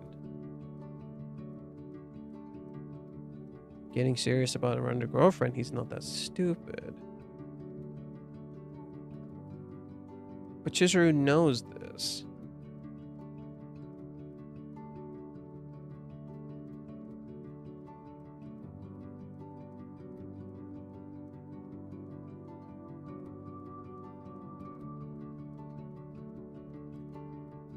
It's not stupid at all. Okay, so there's a connection to the movie arc. Okay, there's a connection to the movie arc. I forgot about this. There is a connection to the movie arc. That is correct. Kiba's conclusion is in shadow, so I agree with the wordplay is an accurate assessment of what Kazuya has been doing, and neglects that Kazuya does not see Chizuru as a real person. Oh, Kazuya does not see Chizuru as a real person, or rather he doesn't trust her. Less though than he doesn't see her as a real person. He's trapped in the fantasy of Chizuru less than the real Chizuru. Is the stage going to become dangerous? There is a bit of a looming feeling in this chapter. That is kind of a real thing. There's a bit of a looming feeling in this chapter. But I think it's the thing I've been saying for a while, so that what Reiji is doing is creating this environment that makes you feel a little, ooh, it scares the hell out of you. But underneath all of that, what I like about this series is that Reiji really delves into the shit that fucking scares people about relationships, and people don't like that because that's not what you come for in a romantic comedy. But that's what makes this story special. In contrast, underneath all of that, right? Underneath the dark, like, tones in the story that are, like, kind of looming there's that, like, hope. There's that feeling underneath it all that you kind of just feel like they're gonna make it through somehow. Somehow, despite it all, they're gonna make it through. But they're gonna get hurt. And I think that's kind of a part of the real world, you know? Like, you can't go into the real world recklessly. Don't underestimate it. And I think that's gonna be kind of their conflict as characters. Things are gonna get worse before they get better. And I say that because we seem to be experiencing what is called a rise. Everything seems to just be going well. Everything is going great. Kazuya's talk with Kibe here, to me, is like a straight reference to the movie arc. This is like a straight reference to the movie arc, except instead of Kazuya making a movie, he's talking about his feelings with Chizuru. And I think that's kind of why. That this is like creating this false sense of rise before the wave crashes. Oh, actually, wait, that's a good way to looking at the wave. We're thinking of the wave hitting someone. We're not realizing we might actually be riding the wave as it's literally rising and about to drop us. I didn't think of it that way. Huh. And yeah, Kibe, in his own crude way, when it comes to talking about sex, says this. But it's also kind of sad, because I think the way he talks about it, while blunt, is also kind of dismissive of the girl herself. You know?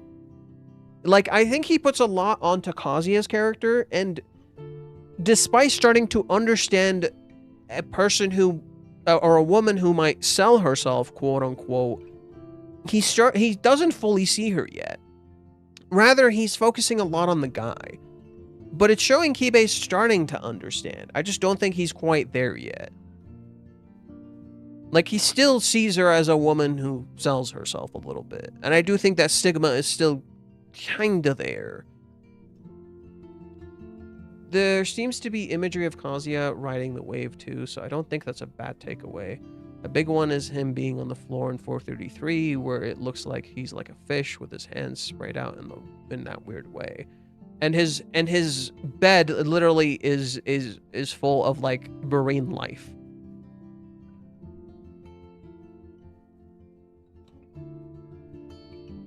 In 433?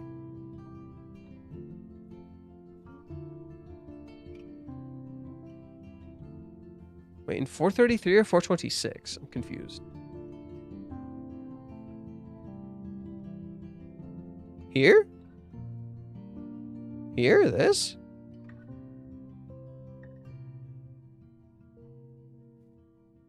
Huh. I guess he's kind of like a fish. We keep seeing Mr. Fish too. Weird. Okay, so we read what Mute had to say. Yeah, I feel like there's like... How do I describe this? I feel like... I feel like I could figure this out. But I'm missing a piece. I've been feeling that way for a while. I feel like I'm understanding a lot of the ideas in the chapter. But with each idea I understand, I feel like there's something I'm not getting. And there's something I'm missing that could inform me of what's going on. It's pretty much what I experienced with Hawaiians, where I understood Hawaiians a lot better in retrospect. Like, and I mean that years later. Like, I came back to Hawaiians years later, and now I have a much better understanding of what the fuck Hawaiians is about because of the themes this current arc introduced. Because of the themes around sex work, because of the themes around Chizuru feeling like she couldn't find love, you know? Like, I feel like what Chizuru was saying to Minnie back then was less her critiquing Kazuya and more her critiquing herself. That, you know, I'm not gonna find love. Even though she wants to believe in that, she probably deep down is afraid she's not gonna find love. Or she's not gonna fall in love. You know? Maybe she thinks she can't fall in love. Even though she wants to, and she might already be in love. I just know, like, when you do a story like this, when you drag it through the darkness and all the shitty stuff, when we get to the positive, Jesus Christ, it's going to feel fantastic. It's going to feel fan-fucking-tastic, dude. Because you have gone through all this hell only to reach the place you want to reach this whole time. And it makes that place feel so much more worth it because you learned what it's like to not have it. I think that's a lot of ways how we can appreciate a lot of stuff in life. It's like to notice when we don't have it. I think that's why a lot of people who live a pretty privileged life tend to not recognize when others don't have things. You know, they'll feel sad for like a minute, you know, like for example, you look at like when the news reports on like a third world country suffering, you know, you'll feel sad for like a minute and you know, you might talk about it, you might complain about it, but you're going to move on. And that's tragic because those people don't understand what it's like to not have this thing. They're very comfortable in their own little world, you know? And I think that's how like a lot of the elite class manipulate the middle class or just people in general. Because, you know, they get you comfortable in your, you know, they just get you comfortable. So you don't want to lose that comfortability, you know? So you don't fight. You don't do anything. You know, they make you complacent until they personally take it away from you, and then you're going to fight to get it back. I know it's strange to say this. We're listening to Life is Strange music. Life is strange to say this after 435, after 435 chapters and counting, but more and more I feel like this whole thing is just a prologue of their love story. I mean, no. This is their love story. No, I disagree with that. This is their love story. It is the illusion that this is a prologue. We're mistaking something that looks to be the beginning of something when it was that the whole time. That's the tragedy. That's what they're not understanding. That's their mistake. You're making the same mistake as the characters. It's something I've advocated for from the start. That this has always been their love story. From the beginning. But they didn't look at it that way. And that's the mistake. When you recognize that this has always been their love story, that this is like the rough patch in the relationship, then, oh, they've always been in a relationship. They've always been in love. I mean, the prologue would be part of that too. Meh. I just don't view this as a prologue.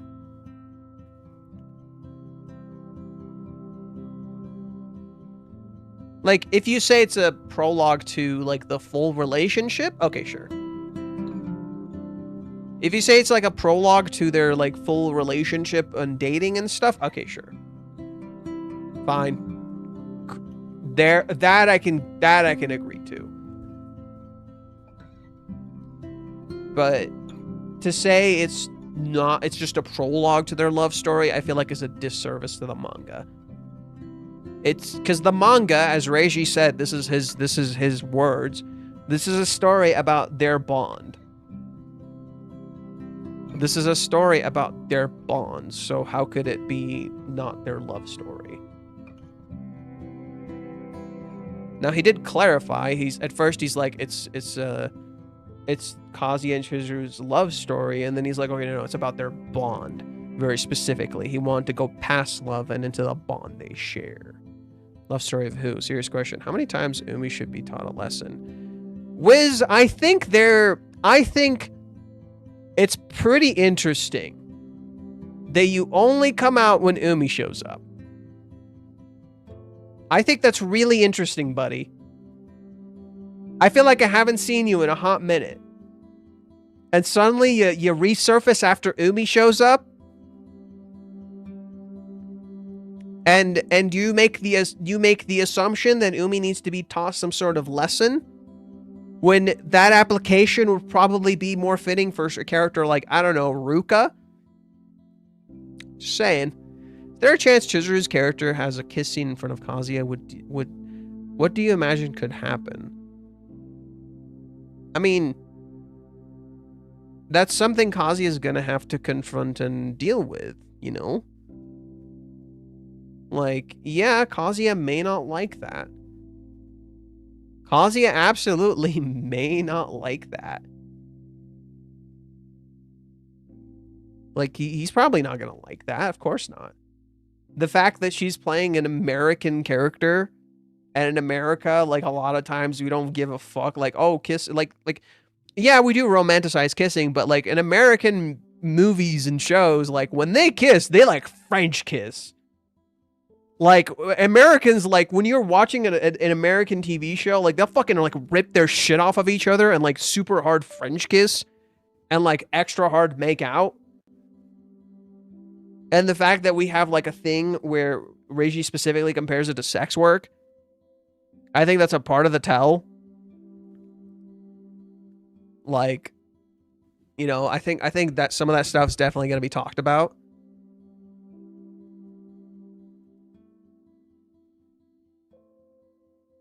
This is the era of their love stories coming to a close and leading to another.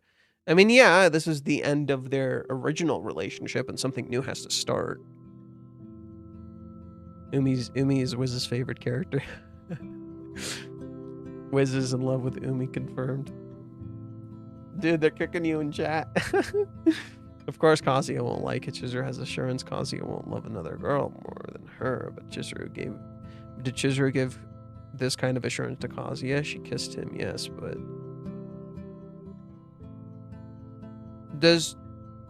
I mean, yeah, she didn't give him that assurance. She ghosted him 3 months after the first kiss. No, she didn't. Their first kiss was in the beach. She didn't ghost him for 3 months after that. You mean after their third kiss? She ghosted him for 3 months. Because she kissed him twice.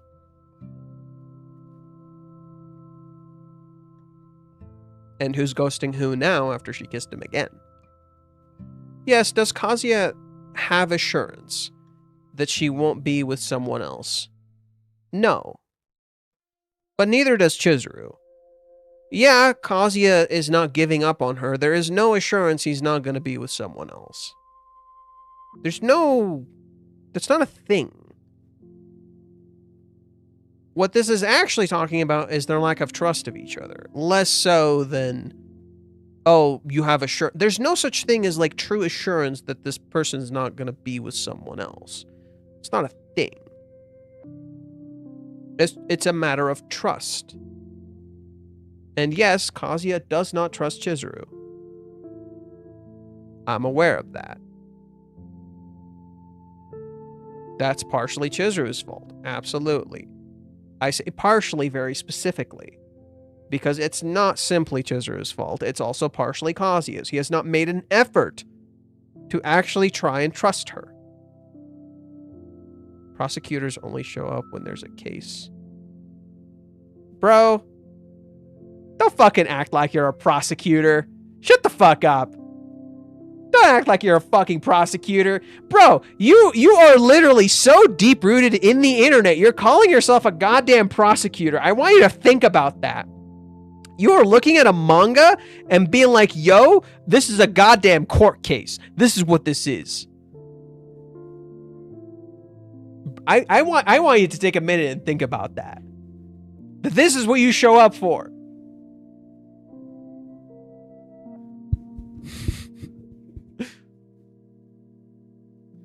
I find it also fascinating that we haven't really seen the sign of an end to any of the love rivals' relationship other than maybe Ruka's.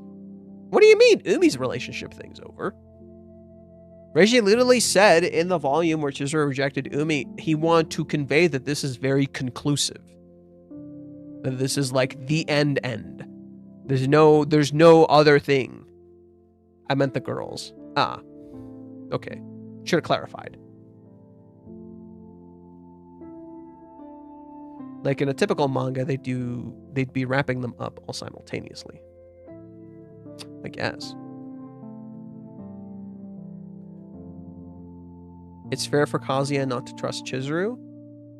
Partially. I don't agree with that. He has made no effort to actually try and trust her. The reason I disagree with that is because Kazuya has not really made a true effort to try and trust her. The moment his trust was broken, he did not make another real effort to trust her. He says he trusts her. He actively says he trusts her. He doesn't. Ever since Hawaiians, he has not trusted her. He lived with her for an entire month and he doesn't trust her. I want you to think about that. Yes, I'm not saying Chizuru does not have a fault in this. She does. But Kazuya has not trusted her at all this whole time. Even though he actively gets contradicting information that shows that his distrust of her is rooted in his head, he does not trust her. You are actively, consistently presented information that shows what Kazuya is basing his distrust on is false. And he still distrusts her and doesn't dig into that to validate his belief and his trust in this person. I think that is a tell that you have a part to play in your distrust of other people. He is making his relationship more shallow by not putting in an effort to truly trust her, by asking the real fucking questions. Hey, what's going on with you and Umi? Could you just please clarify and tell me exactly what's going on? This is a safe space. You can talk to me. He doesn't fucking do that.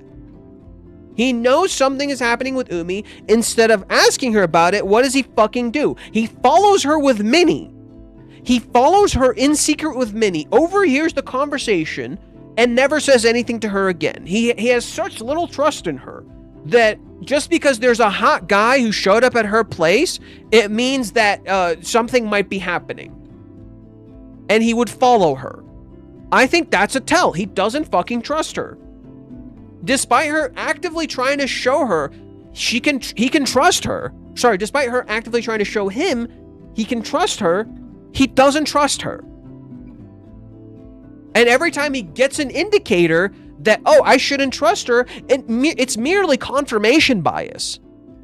When she rejects him, oh, that's proof he can't trust her. No, that is confirmation bias, because in the entire date, she's giving you signals, she's fucking interested, and you're not doing anything about it. And then when you ultimately get the result you were expecting, you're like, ah, there it is. He created this scenario for himself to be rejected. Just as she did that to herself, yes. But he ultimately facilitated it and created that environment for himself to be rejected. So you cannot say, oh, that's proof he can't trust Chizuru. No, motherfucker. Stop acting like you're not in this goddamn relationship. Admit you have a part to play to why these things are happening. That is a part of relationship. Admit when you have a fault to play in a fucking relationship and why there is a distrust. Recognize that it's not just this person. And then be able to recognize when it is that person. AKA, hello, mommy. Hello, Ruka. Ruka and Mommy are great examples of a person you cannot trust, because they will break your trust for themselves consistently. That's the problem. He cannot differentiate. Do you see the problem? He cannot differentiate between a person he can trust and a person he cannot trust. And the chapter from last week kind of captures that pretty well. He can't tell. He trusts this man completely because he fucking sweet talks him. This dude frames himself in a very particular way, so Kazuya fucking trusts him. This dude seems reliable, he has his shit together, he has all the traits Kazuya personally desires, so Kazuya fucking trusts him. But what do you see with Kazuya when he interacts with Umi? Umi has all the traits Kazuya doesn't trust, so Kazuya immediately distrusts him. Umi does certain sus things, so Kazuya immediately distrusts him. But this dude, who seems 100% trustworthy, is not trustworthy. This is creating a contrast with Umi's character, where this character, who seems trustworthy, is not trustworthy. And if you looked at the signs, you would realize he was playing you from the beginning. You contrast this interaction with the Tiger's Den when Umi's talking to Kazuya, and it's the opposite. It's kind of the opposite. He does really similar things. He also doesn't contact Kazuya either. However, Umi also doesn't do anything either. He doesn't use anything against him. He doesn't do anything to Kazuya. Whereas Kazuya actively distrusts Umi. Actively says they're not alike in any way or shape or form. I think that's kind of a tell. That you look at Umi, you don't trust him. This dude is sus as fuck. He has all the traits that are sus. You have Ruka interact with him, and Ruka also actively calls him sus and doesn't trust him whatsoever. But this guy, no, you trust him completely. I would say good call for Kazuya not trusting Umi. How about this? Instead of choosing to trust or distrust Umi, or trusting or not trusting someone, why don't you see if they're worth trusting? Kazuya has not put that effort in. Umi has actually shown a lot of indicators that he might actually be trustworthy. To some degree, he might actually be trustworthy. He hasn't badmouthed Kazuya in any scene we have seen him in. I have yet to see him badmouth Kazuya once. The only time that I've seen him badmouth Kazuya is when he talked to Ruka, merely to criticize Ruka's beliefs, not to actually criticize Kazuya. He's like, from my perspective, that's what he looks like. I didn't say that's literally him. How does Ruka interpret it? That's literally him. Umi's like, I didn't fucking say that. I said, from my perspective, that's what he looks like. And you chose to spill the beans. Trust must be earned. Exactly. But if you do not put an effort in to have the trust be earned, or you don't let the person earn your trust, how can trust ever be formed? Right? If you do not give someone the chance to be trustworthy, how can trust ever be earned? Kazuya doesn't give the chance to anyone to be trustworthy. He has shut everyone else out, and he chooses to trust people who have not earned his trust. Kazuya chooses to trust this man merely because he was reliable, but he has not trust tested him, if you will. He didn't give this dude a chance to show if he's trustworthy. There was no indicator at all in this chapter to show that this man would be trustworthy. He merely did what he did to be successful. None of it was to show he was actually trustworthy. This is a conflation between someone being successful and someone being trustworthy. Those are two completely different things. Just because someone is successful and knows how to handle a scene and knows how to talk to people, it does not mean they're trustworthy. And Kazuya trusts this man almost absolutely. Only in the end to tell you, this guy doesn't fucking matter. He'll never show up again. He's a big fucking lie. In contrast, Kazuya has not let Chizuru, he hasn't given her a chance to trust him, or to trust her.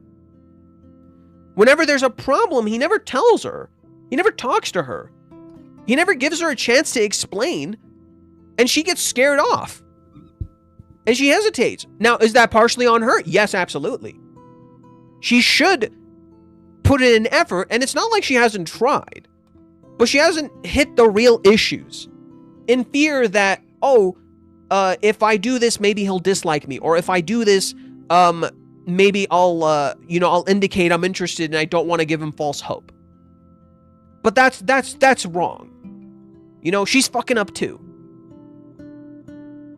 I think people are too quick to distrust Umi based on their own biases. I think Kazuya is blinded by his bias. I think a lot of the readers reading this manga right now are blinded by their bias. I think it's brilliant of Reiji to take the characters that people have trusted for so long, the readers who actually read, not just the LARPers, and make you distrust them. To challenge your love for them, and to question whether you're idolizing these characters or demonizing them, rather than truly seeing them as people. He's taken the demon character, Umi, and he's flipped him on his head. He's taken the demon character in Mami, and he's flipped her on her head. Every time you've interacted with Umi, he hasn't straight up done anything like straight up evil. If anything, he was somewhat comforting to Ruka, and then he did one thing, and Ruka's confirmation bias kicked in. He did one thing that could have been a tell for him being a fucking playboy, and Ruka's confirmation bias kicked in instantly. Mami, every time people see Mami right now, they're waiting. They are waiting for Mami to do something shitty. They are ready. They are fucking locked and loaded. They're like, I am waiting for her to do something evil. And every time she shows up, she doesn't. And then suddenly you start getting people saying, I think I'm starting to like Mami. Yeah, dude, Reiji's romanticizing something you hate. And he's demonizing something you love. And you can't tell because you're blinded by your bias. This is, in my opinion, what good writing is. A writer and an artist is not afraid to romanticize what they hate and demonize what they love. That is how you do that shit. And Ruka right now is definitely not in people's good graces anymore. Ruka right now is definitely not in people's good graces anymore, right? The Ruka fans are like fucking like sheeps, dude. They're like, I love this character. It's Kazuya's fault. Ruka, it's Kazuya's fault, right? The story is literally leveraging their own language through Ruka herself, and they're like, yes, she's right. People cannot see things. And I think that's really sad. Bias has like consumed and tainted your perspective. Distrust them, like immediately kicking them to the pit and scream, this is Sparta. Wiz, friend, I think you should go to a therapist. Friend, I think if this is the trust issues you got, I think you might want to go to a therapist. You should talk to someone about that. Maybe think about it a little bit. The only thing I'll say about this, Chizuru's belly button is kind of high. I think that's the only thing I'll say here. Chizuru's belly button is a little high here. I would imagine it would be like around here. Maybe like around here. Or maybe I'm stupid. Maybe I'm stupid. But Chizuru's belly button just seems a little high. That's all. Like maybe here-ish. Maybe let them go on a space adventure that would form trust for a girlfriend in space. No, I mean, to be fair, Reiji has been making space references, so I'll give you credit where it's due. But no. One of the best ways to truly build trust is to utterly break it. Wow, the music cut off right as I said that. The reason I say this is that when your trust with someone is built on a lie and it ultimately shatters, you can recognize it was built on a lie and work to build something real. When you recognize that you don't trust this person, right? that you have false trust. This isn't real. Right? Your trust is built on a lie. When you recognize and accept that, I think you can build real trust. Now, I'm not saying just shatter all trust, like with everybody, but I think that's one of the ultimate stress tests of love, is that when trust is broken, but it is repaired. That's one of the ultimate stress tests of love, because when you break trust, but you put in the effort to fucking fix it, and you repair it, that shit is like muscles, okay? Do you know how you grow muscles? When you work out, you're kind of like tearing your muscles, and they rebuild stronger. It's literally that. When you tear your muscles and they rebuild stronger. That's pretty much what I'm saying here. Their trust is already practically shattered. They just need to recognize it's been broken for a hot minute. And they have a broken foundation, and they need to rebuild it. And they need to recognize why it was broken. Their mistake is that Kazuya thinks Chizuru is the one who broke his trust. In reality, there are other problems. There were other things going on, and Kazuya had a part to play in that. And Kazuya also broke Chizuru's trust. He doesn't recognize that. You don't recognize that. A lot of people don't recognize how Kazuya broke Chizuru's trust. He has. He did so in Hawaiians. He gave Chizuru the inclination that with her, he is a safe space. Sorry, when she is with him, she is in a safe space. That is the inclination he gives her in the movie arc. What does he do right after the movie arc? Constantly, over and over and over, try to confess and ignore her feelings in his attempt to confess. In so doing, he broke her trust. People focus a lot on how Chizuru broke Kazuya's trust in the Hawaiians arc. They don't notice how Kazuya also broke her trust. How he became a not safe space for her. That she couldn't talk to him. That she couldn't open up to him. That they couldn't converse like they could before. Their trust is foundationally broken. It's not just Chizuru. Kazuya has actively shown he's not trustworthy, and you don't notice it. You don't notice it. Because he does things that give you the inclination he's trustworthy. But you don't notice all the things he does that give you the inclination he's not trustworthy. All the lies, all the secrets, all the things he's fucking hiding. That's not just because of Chizuru. He also doesn't trust. He's also putting up walls. What's going to make them realize that trust is broken? Well, it's coming for one. It's coming for one, but there's already indicators. Here's one. Kazuya's new look. Here's one. Kazuya's new look. Every single other character knows exactly what Kazuya looks like now, except for the one person that should theoretically matter to him the most. If you love someone, wouldn't you want to share that with them? Hey, check out my new look. What do you think? Every single other person knows what Kazuya looks like now, except for her. Umi! Fucking Umi! Knows what Kazuya looks like now. And she doesn't. This is supposed to be his partner for life. And he does not show her this. What the fuck do you mean? If I saw this out of context, I would think there's a serious problem with the relationship. Because there fucking is. And unfortunately, people would want to blame it on the girl. Oh, she said she's busy with her play and she doesn't want to be distracted. Okay, that doesn't mean he can't share things.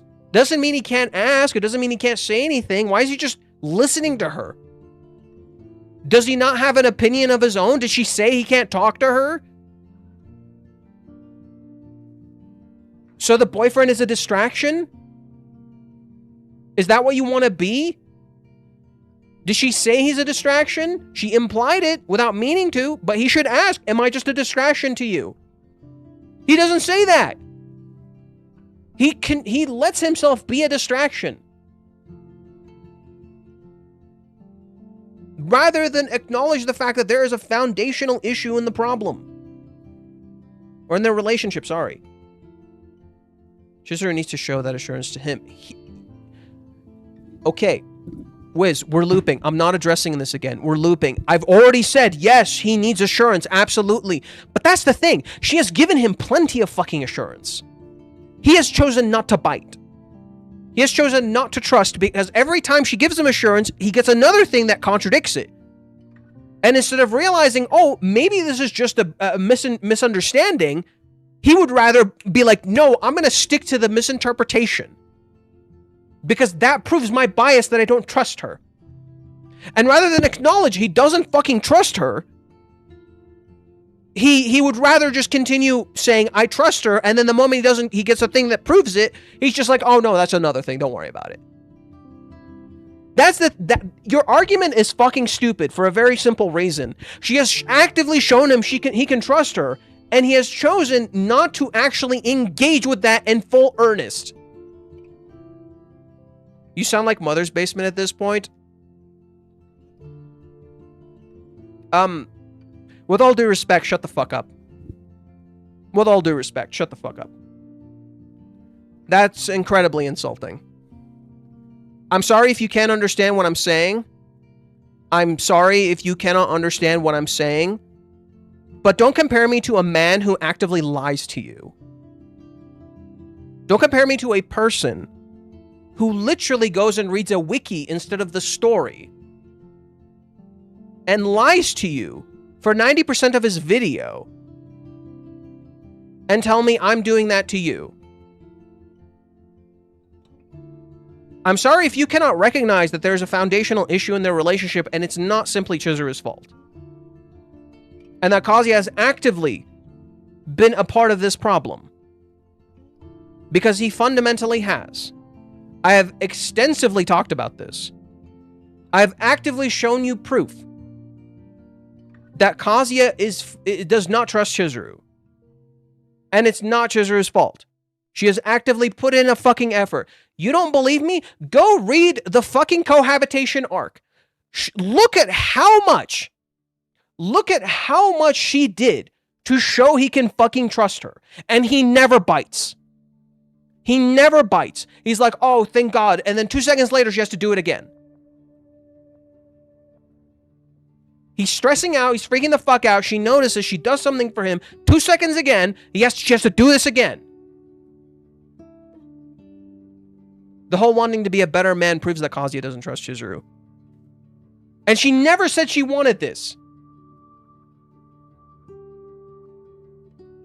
Instead of asking her, why are you confused on your feelings? Is there something I can help with? Is there something going on? He never does this. He thinks he has mistaken and he is a super nice guy. Yeah, Kazuya's problem is he's literally looking at it like, oh, I'm just, he's fundamentally misunderstood that he's just the nice guy, but in trying to do all these things, he's becoming the nice guy. Instead of the real guy. He's let himself become the nice guy. Instead of addressing... You know what? Here. There's a chapter that perfectly captures my issue that people just do not want to fucking listen to.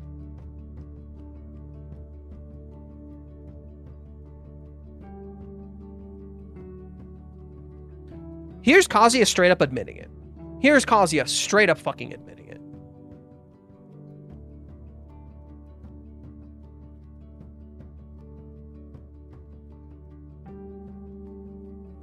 He's talking about shopping. I feel like she'd tell me right to my face to focus on my inner growth, not my looks. I need to make sure that I don't overdo it. I know it's best to improve my inner qualities, but I don't feel like I can do that in a week. Besides, where else am I supposed to use all the money that I've saved up? The only thing I want is to be with Mizuhara.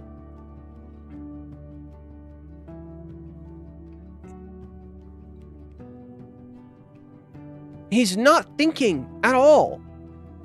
He just wants to be with her. He doesn't even process that he doesn't trust her. He doesn't even process that he has a lot of inner quality conflicts. He doesn't even process what the fuck he actually wants. All he's focusing on is the fact that he loves her. What this is telling you is he doesn't know who the fuck he is. If you don't know who the fuck you are, how could you trust anyone else? How could you love anyone else? How could you be in a relationship? I keep telling you, Kazuya has a part to play in this. You can't keep pretending that the trust is just something that's Chizuru's fault, and Kazuya has no part to play in this whatsoever.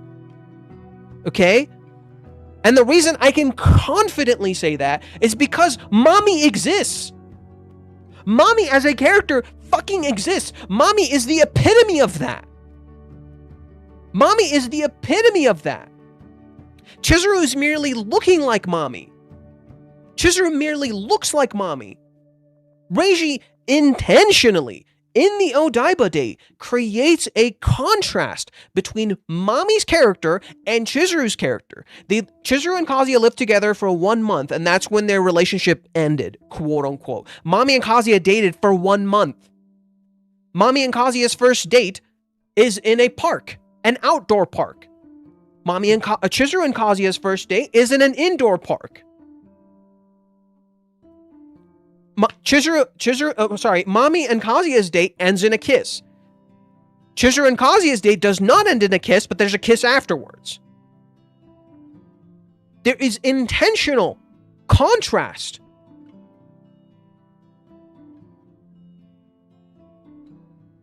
Isn't Kazuya's fault and Chizuru's fault, but it's their fault. The reason I fixate so much on Kazuya, and I've said, yes, it's both their faults. The reason I fixate so much on Kazuya is because Kazuya has not addressed his part of the fault. He and Minnie have convinced you that Kazuya is faultless.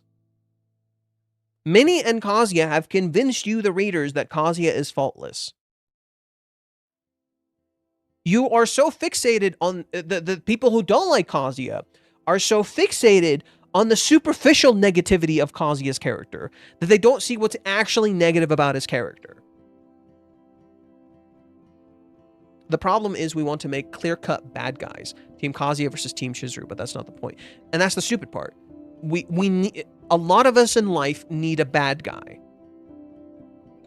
Not realizing in so doing we create our own bad guys.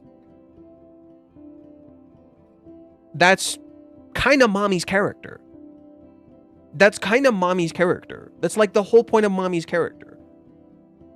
She was literally sculpted into the bad guy because of her environment. When she's a fucking victim. She's a victim who hurts people. She doesn't need to be the bad guy. But she became the bad guy. And that's sad. And she has to be called out for the horrible things that she's done. But she's not just gonna remain the bad guy. Like, bad guys don't remain bad guys. That's not always the case. Some do. Some do, absolutely. Some just, have their problems and their conflicts are never addressed, and they just stick to being evil. There are people in this world who have never been held accountable and will just remain evil for the rest of time because they were never called out. Hello, the elite class. Pretty much the entirety of the elite class is this.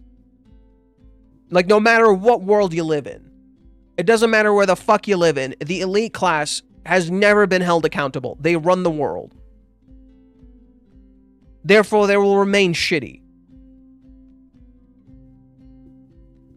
I don't think Kazuya is even capable of addressing his faults.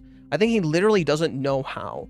I'm not saying that to absolve him. I'm just saying it makes it much more unclear how to move forward for him. No, there's a problem here. There's a problem with this argument.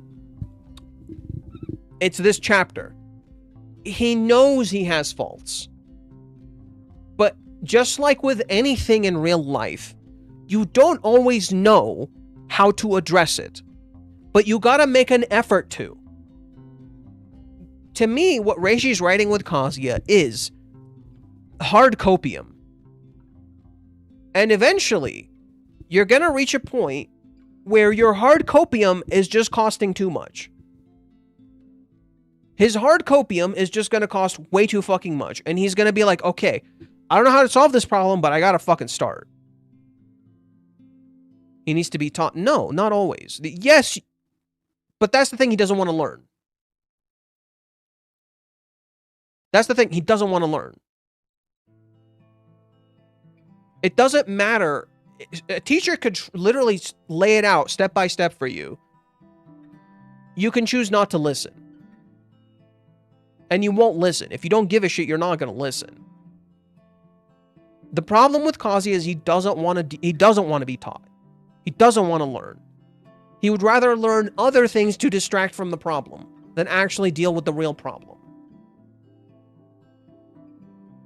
And that is the problem. The very problem is who he chooses to listen to. It comes to not knowing who to trust. And that's a part of it. Just came here to say hi, I'm still at work. Hi, Goku. Hello. That's just a part of it, but no. Kazuya just needs to accept he has a problem. He doesn't want to. That is step one. You don't go to therapy. You recognize there's a problem, therefore you go to therapy. You don't just go to therapy. You recognize there's a problem, therefore you go to therapy. Yes, Kazuya can be taught, but if he doesn't accept he has a problem, he's never going to be. He's got to see Chizuru cry. That's got to fight. And he needs to see the pain he caused her. Maybe? I don't know. I do think Kazuya needs to see the pain he caused her. See, that's part of the problem. That what you're describing is part of the problem. Let me show you why.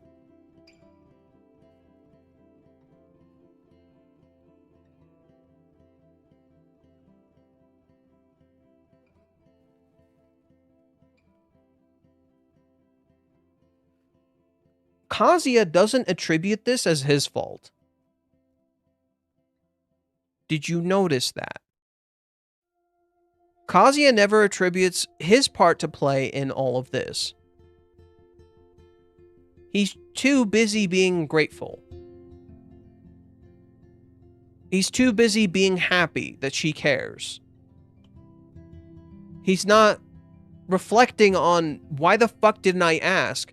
Why the fuck didn't I check in? Why the fuck does she feel the need to hide it? Like what kind of boyfriend or what kind of date lets the girl hide that she's in pain and doesn't give her a space to talk? He never stops to think about that. He never reflects.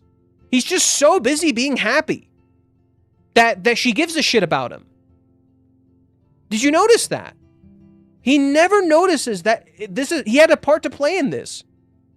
He never notices how Chizuru chose to stop walking when they were on the beach because she couldn't walk anymore, while he wanted to walk some more because he was too fucking insecure to talk about this messy conflict. And why was he so insecure about it? Because he chose not to look inward and address his issues and let it just be courage. Courage doesn't just happen. Courage is built. Courage has a foundation. It doesn't just fucking happen. Real courage is built on a foundation. You become braver because you have a foundation that lets you be brave. You have a belief, you have an ideal, you have something you're confident in, you have something you're chasing that you genuinely believe in.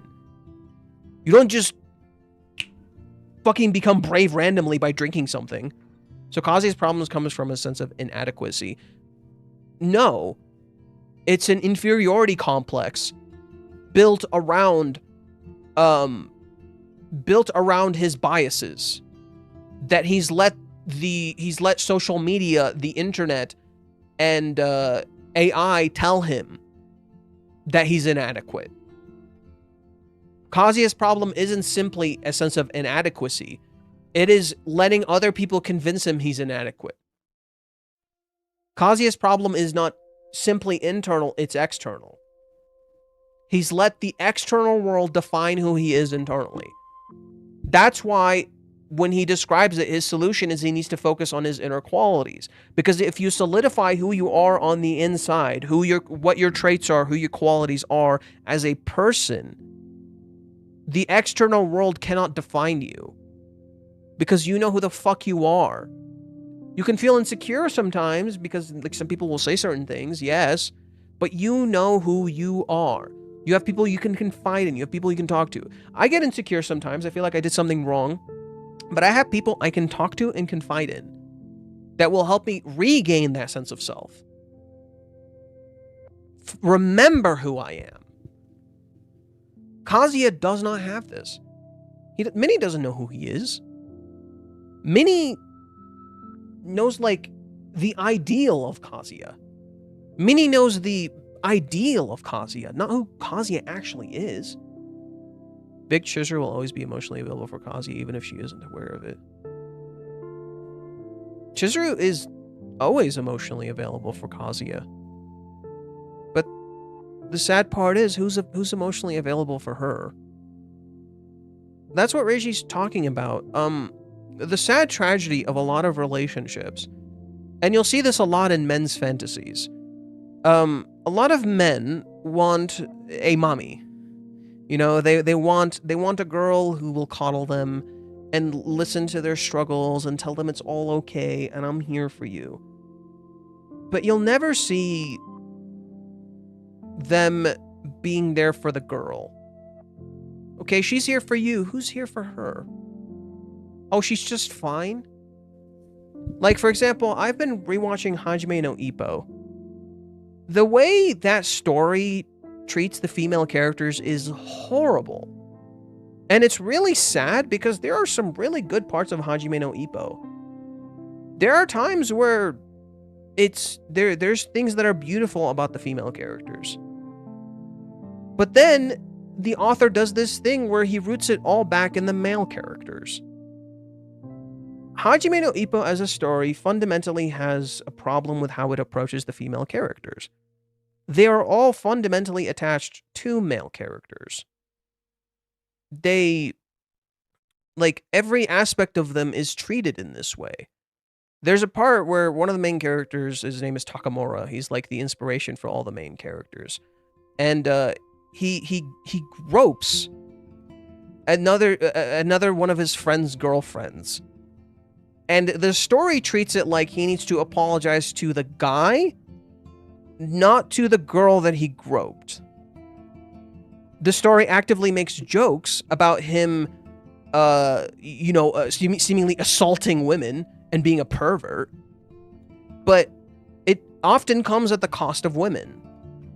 And not at all for the man. You know, oh, he's just a pervert.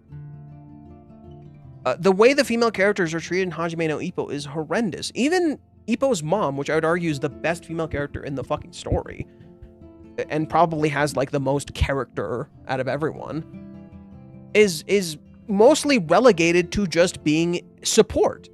You know, a mom role. She's not really a character. She gives you the feeling of a character. And I think that's really sad. And I think that perfectly reflects my problem, that we often look at what men need, not what women need at all. And I think the manga is perfectly capturing this issue. Yeah, Chizuru is always emotionally available for Kazuya. Is he emotionally available for her? Has he really tried to let her be there for, like, has he really tried to be emotionally available for her? Chapter 383, the one right after this, is the closest we get. 383 is the closest we get to Kazuya truly being emotionally available for Chizuru. Besides that, the last time he was really emotionally there for Chizuru, like, maybe during the menstruation arc, maybe during, like, the movie arc. But besides that, he hasn't really been there. This poor girl's shouldering everything on her own. Whereas Kazuya is seemingly getting coddled by everyone. Has Kazuya even recognized the need for emotional availability for Chizuru? He's not thinking about it. He has gone back to his perception that she's an Iron Lady, despite actively getting evidence she's not. He's actively getting evidence she is not. But he goes back to the Iron Lady. Kazuya knows Chizuru has a want and a need for emotional availability. It's there in the rejection. In the rejection, she literally tells him, I cannot live in this house alone.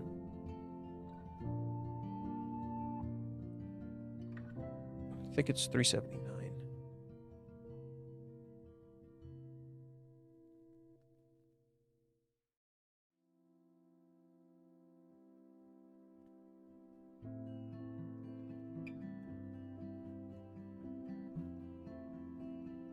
That house would have been too big for one person. She's literally telling him, I can't live there alone. I need people.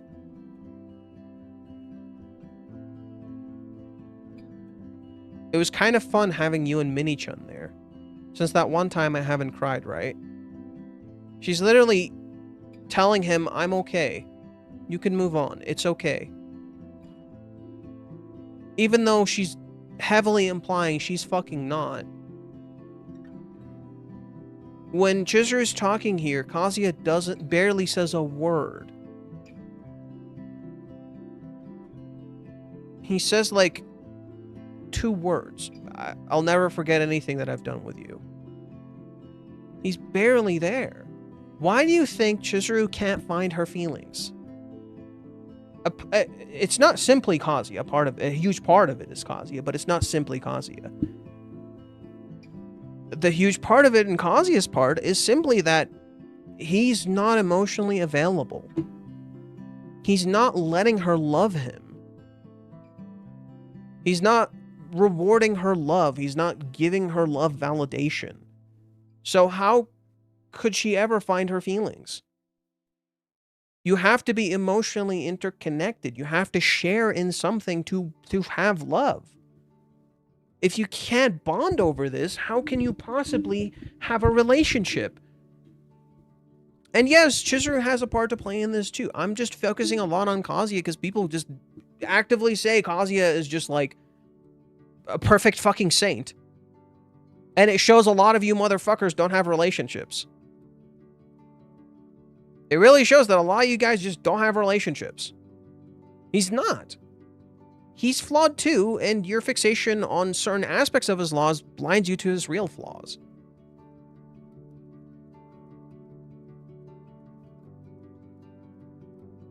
So I think who he is choosing to trust being where he goes wrong is exactly being shown in the very chapter.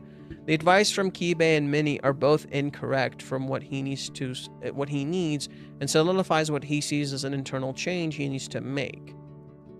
I'm confused. Could you clarify? It's implicit that he knows he doesn't know what he's doing. It's implicit that Kazuya recognizes something is wrong, but he literally can't tell what direction to take. And what he did exactly what you said to do was to just try something that's literally the list of goals. No. You're missing my point. Kazuya is fixating on the external conflicts. Kazuya is fixating on he wants to solve this externally. The reason I can say you're wrong is because Kazuya wishes to solve this externally rather than focus internally. He knows something is wrong, so he goes in the direction that he understands how to solve. And tells himself, I don't know. You see what I mean? He knows something is wrong, you're right. Rather than go to the direction that he knows something is wrong is in, he goes to in the direction he's convinced himself something is wrong. Do you see what I mean? He's going in the direction that he has convinced himself is where the problem lies. Even though, when he thinks about it, he knows the problem is internal. That's what I'm saying. You're in my opinion, you're looking at the illusion of the problem. Kazuya knows there is a problem. Yes. He wants a solution for that problem. Yes, he goes to people for that solution. The problem is, he's not looking at the actual problem. I wrote this perfectly, actually. I actually described this perfectly, right here.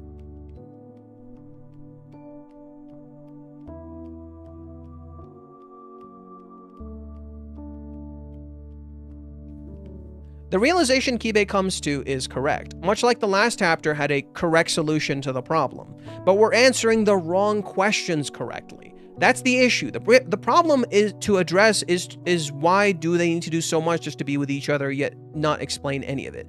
The problem is we're answering the wrong questions correctly. That's the issue. We're answering the wrong questions correctly. Cool, right answer, wrong question. And Kazuya is choosing the wrong question because it's the one he's convinced himself it's the one that needs to be answered. He knows there's a different question he needs to answer. Instead of answer that question, he answers ones that he knows better and is more comfortable with.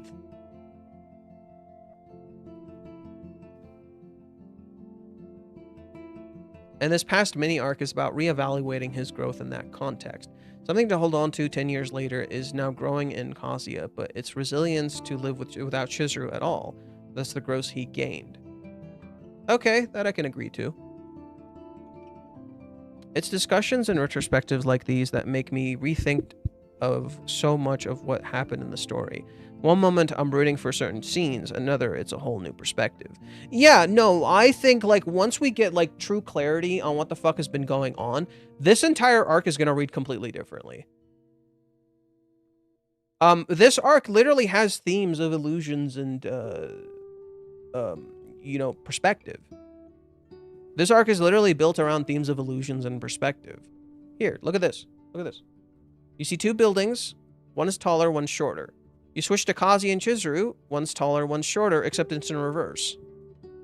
They're literally the height of the buildings in reverse. It's about perspective. The perspective by which they look is important. And you as the reader have a third perspective. You see this. This is your sight. This is your sight. But you're not seeing their viewpoints. You're not seeing what they're looking at. You're only seeing what you're looking at. You don't see their perspectives, you see their own, you see your own. Reiji shows you Kazuya's perspective. You don't see Chizuru's. You're seeing Chizuru through Kazuya's perspective. You're not seeing Chizuru, you're not seeing Kazuya through Chizuru's perspective. This is the closest you get right here. But Kazuya is intentionally presented as childish. Kazuya is intentionally presented as childish, because he is. Again, how does it end? You see Chizuru through Kazuya's perspective. This is through his perspective, his viewpoint. You know, before we go to maybe like Reddit, let's see where we are in the hero's journey. Rescue from without. Rescue from without. This is where we are. 100%. Kazuya has a bunch of doubts. He's confused. Kibe rescues his ass. And if Kazuya is experiencing a rescue from without, and there is a parallel between him and Chizuru, I think while Chizuru looks like she's receiving something negative, it could be her kind of rescue from without. Next chapter will be the death of dreams, the black moment, the dark night of the soul. Okay. Next chapter is probably going to be the death of dreams. We're about fucking time. I've been waiting for this. I've been waiting for this fucking chapter. I've been so curious what the fuck is going to happen with this. And it's so thematically fitting that it would probably be Umi. But how would it impact Kazuya's character? Yeah, the death of dreams, black moment, dark night of the soul, realization. Chizuru may learn about Ruka, but how is it going to impact Kazuya? And then crossing the third threshold, sacrifice, action.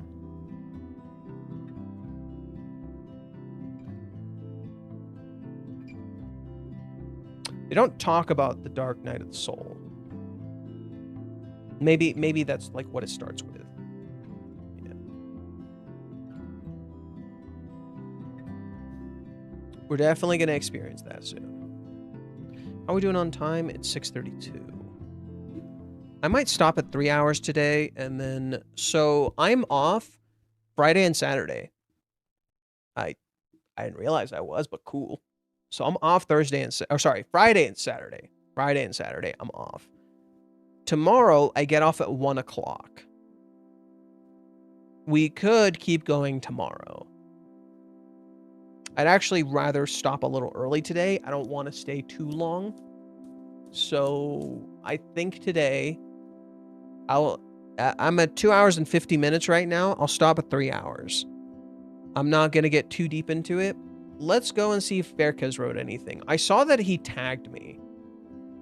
I noticed that he tagged me.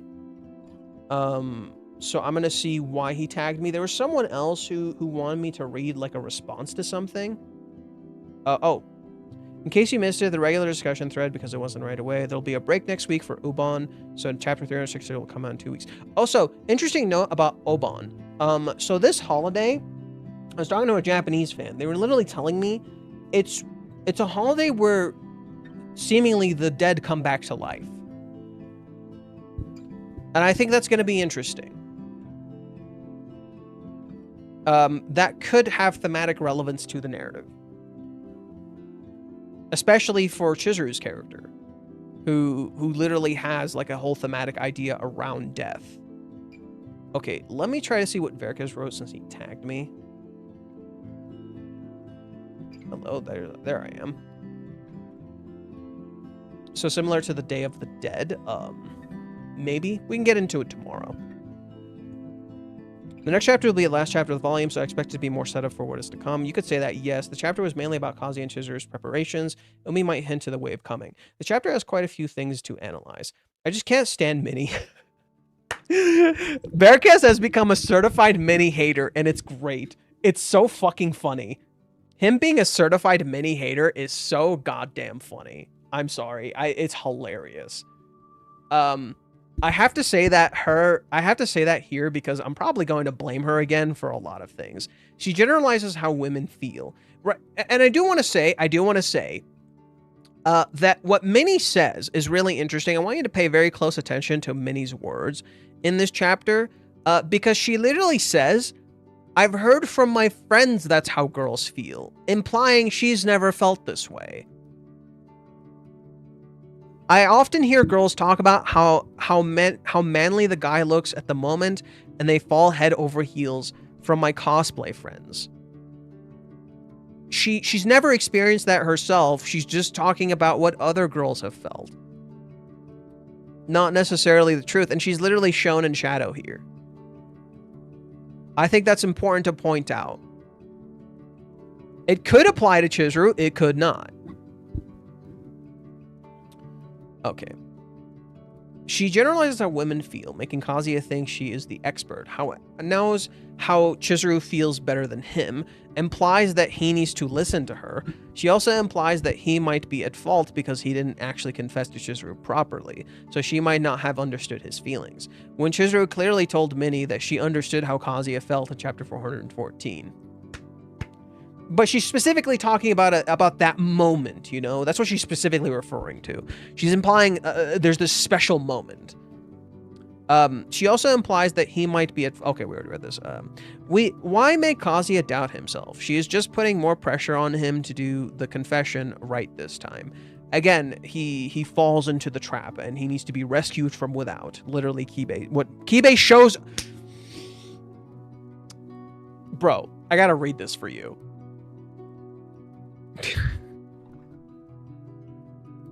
Okay.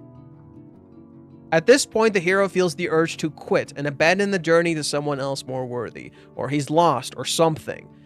His companions, with their good intentions, try to persuade the hero out from his guilt, but to no avail. Then the time comes when the hero is so distraught with himself that he leaves his companions and the quest, alone with only his thoughts and guilt. It is then, in this landscape of self-regret, that the hero may be helped by his mentor, or some supernatural force that brought back to the realization about the importance of his quest, his life, and his purpose.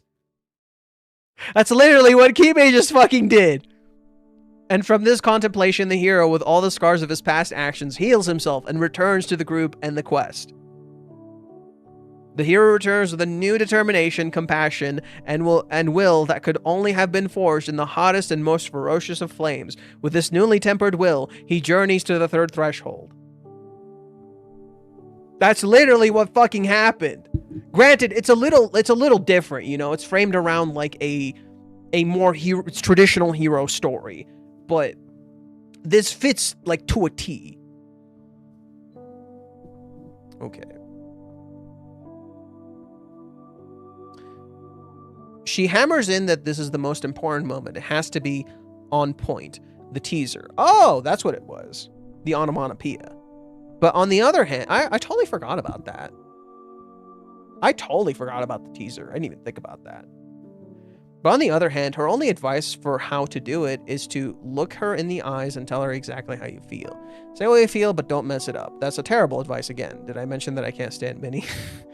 I mean, not necessarily terrible advice. It hits at the actual problem.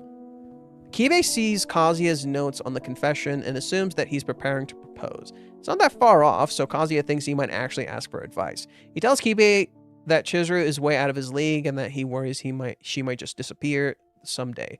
Kibe tells him that he is sure that Kazuya already loved Chizuru from very early on. He actually admires how Kazuya can just look past the fact that she's a rental girlfriend and love her anyway.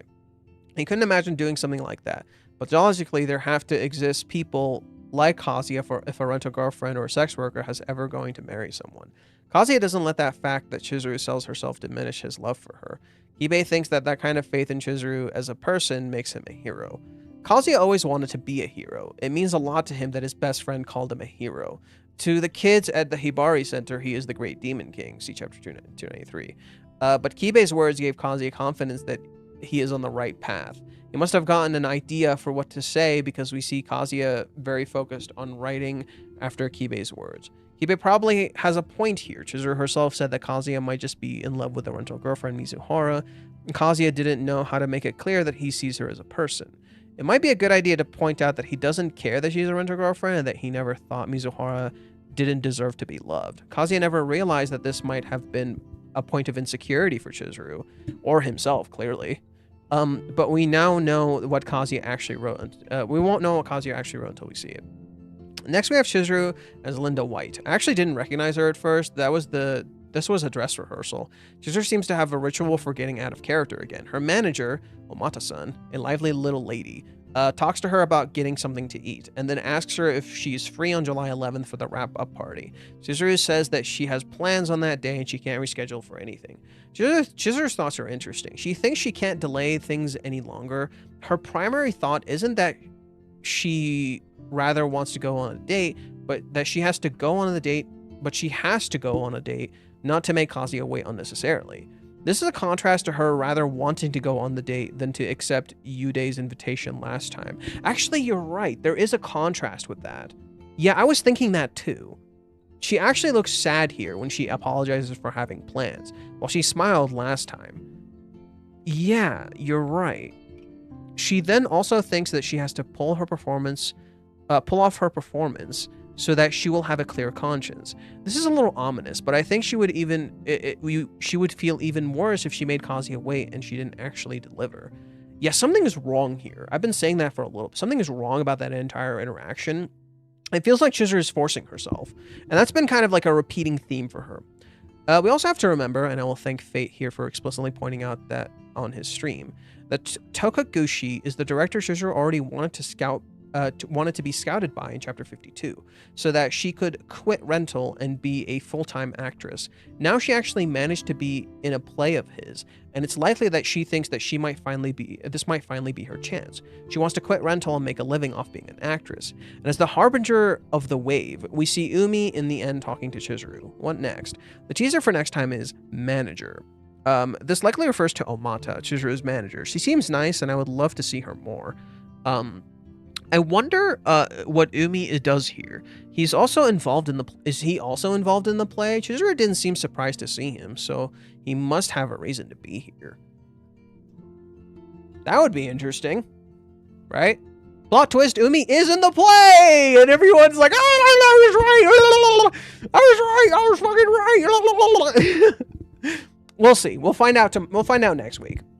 We might get a glimpse of Umi's intentions next time. My guess is that he wants to test Kazuya, and that he might also want to test Chizuru's resolve. See, the only thing is, it just doesn't make sense for him to be in the play. It's not out of place for him to be there. He could be there for something else. But I just don't think it makes a whole lot of sense for him to be in the play, because he constantly tells Kazuya and other characters he has some sort of drama or something he's doing somewhere else. So it doesn't make sense for him to be there, you know? In terms of the play. It makes sense for him to be there regarding being an actor. I just think it would be dumb for him to be in the play. In my opinion. In my personal opinion. I think it would be dumb for him to be in the play. If he has some sort of influence here, yes, cool. If he is here because of his drama or something else, yes, cool. Makes perfect sense. It makes a lot of fucking sense. Is there some connection to the Tiger's Den? Yes, probably. I think there's a lot of reasons why Umi would be here. There's a lot of thematic and narrative reasons why he would be here. But for him to be in the actual play, like to actually be an actor in it or something, I think it doesn't make any sense. Let's continue. My guess is that he wants to test Kazuya, and that he might also want to test Chizuru's resolve. He knows that Chizuru was the one who gave Kazuya the push to date Ruka, and he also can assume that something physical happened between Ruka and Kazuya. I think that's a big part here, for sure. That's the biggest part. Let's see. Chizuru can't know what he found out, but he could talk to her about Kazuya, hinting that he saw him with that girl named Ruka, to see how Chizuru reacts to that. Yeah, test the waters, literally. He probably wants to know if Chizuru actually suggested that Kazuya should date Ruka, and how she now feels about that. And then Chizuru might end up finding out, be like, wait, you fucking talked to her? And that would be interesting. And then Chizuru would be like, wait, that's like right around the time where I was going to call her. Some things could connect there. Umi didn't want to hurt Chizuru by asking her about Kazuya and Ruka, but now that he knows that Chizuru was involved, he can actually do something similar to what he did to Ruka. He can tell Chizuru that Kazuya and Ruka seemed kind of close. Chizuru might tell him the truth. She might reveal why she suggested Kazuya date Ruka, and she could also tell Umi that Kazuya already tried breaking up with her, but she refused. Ooh, that could be interesting. Notes, Kazuya never actually says love when he imagines confessing to Chizuru. He says, Ori wa Mizuhara no koto ga. The part missing is suki desu. Roughly, I for Mizuhara, I feel, with love missing at the end of the sentence. Oh, I see. Translation loses the pun with Omata's name, Omata, meaning best big strides. That's hilarious. Her name means big strides. That's hilarious. That's so fitting. That's amazing. I love it. That's amazing. Her name means big strides. That's awesome. That's hilarious. That's so funny. When written with different kanji, Omata. Okay. In fact, in the translation, you never get to see that Omata is her name. I myself didn't notice it in here was being pointed out that... Oh, so it is actually in the text. Oh, it is actually in the text. Oh, that's dumb. Where is it pointed out? Where is it pointed out in the text that her name is... Where her name is? So that's what it looks like. Let me see if I can find it.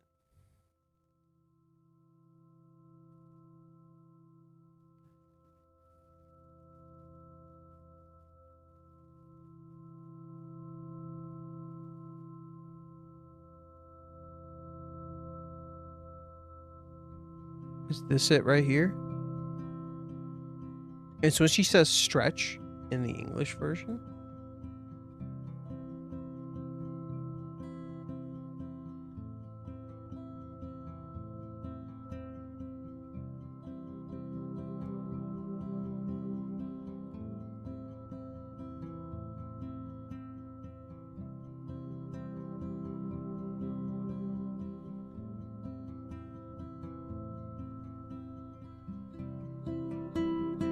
Ah, right here. So people nicknamed me Stretch.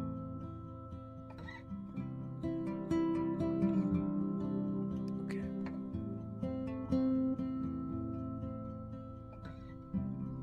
Alright.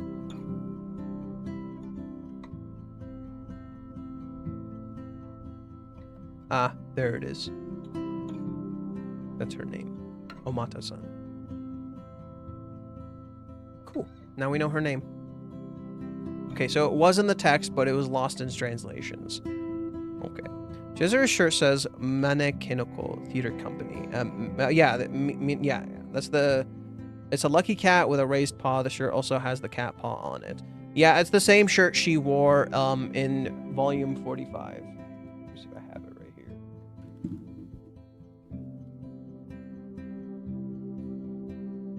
I have a picture of it.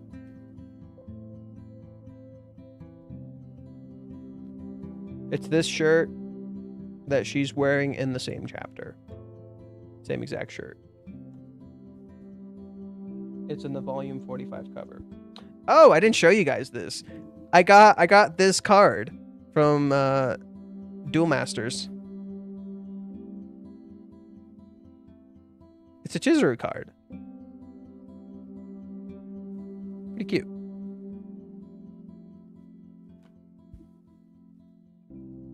I bought that one a while back. I just noticed it right now. I'm like, oh yeah, that thing. I had that.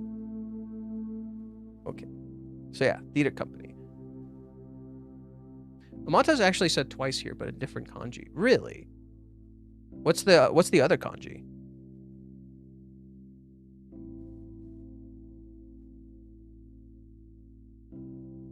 So her nickname means big strides. For some reason they named her Stretch. And then her... Oh, big strides is when it's written in a different kanji. This is the normal kanji.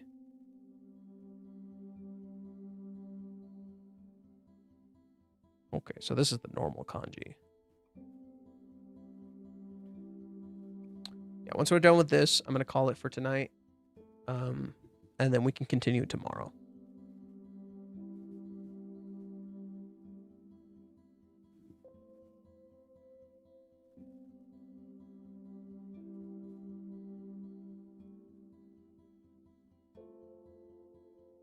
Anybody know what chapter did the girl in the middle from the thumbnail appear? Oh my god. Did you guys... Oh, you guys must have read Kubari. Okay, so most of you must have read Kubari because in the Kubari links, that's not there. Yeah, most of y'all didn't read okay. Yeah, Omata with her kanji has three main meanings. Big fork, stretching legs out wide, and big crotch. Like fork in the road or a tree. Ooh, wait, that's actually... Wait. A fork in the road... She's literally about decisions. Wait. Let's look it up. Let's look it up. Not that. Where is it?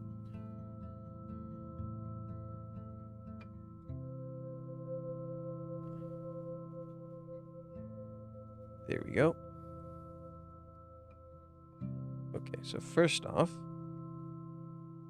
let's look up this first kanji. Groin, thigh, crotch, fork in a tree, road, river. Okay. And what's the first one? Large, big, great, huge, vast. Great, prominent. So a big fork in the road.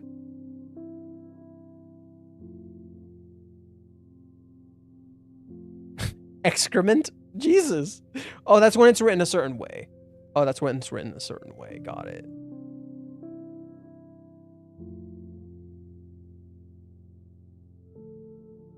Okay, so her name kind of means like big fork in the road. Which I think is very thematically fitting, because Omata-san is the one who called Chizuru and changed her entire direction. So thematically, this is very important. She's a literally small character with a very, very important presence. She's a small character with an incredible amount of influence. I think this character has a lot more influence than you might realize. I think that's what Reishi's trying to convey with her. She's a character who makes the characters confront choices. And she creates a fork in the road and you have to pick which way you're gonna go. Okay, so there's a lot with Omata here. Right? Her name means large and then crotch. Or fork. Which I think is also kind of important because, you know, there's this whole element with crotches in the manga right now. And horny shit.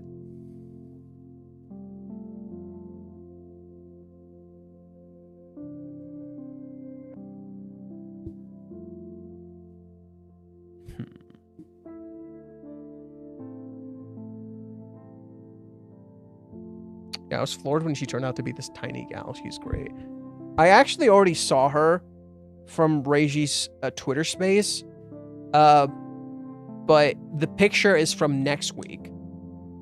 The picture is from next week. So the image Reiji shared for her character is not in this week's chapter. It's from next week. The image he shared for this week's chapter was this one from the chapter. So for this chapter, the image Reiji shared was this. He later shared an image of Omata from a different chapter, but I couldn't tell she was short. When I was looking at that image, I couldn't tell she was short. But yeah, I think she could theoretically be the true mentor.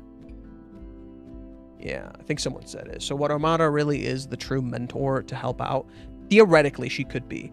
I think she might have the most influence out of everybody. She's smaller than all the other characters, but she probably has more influence. It could also be negative. You don't know.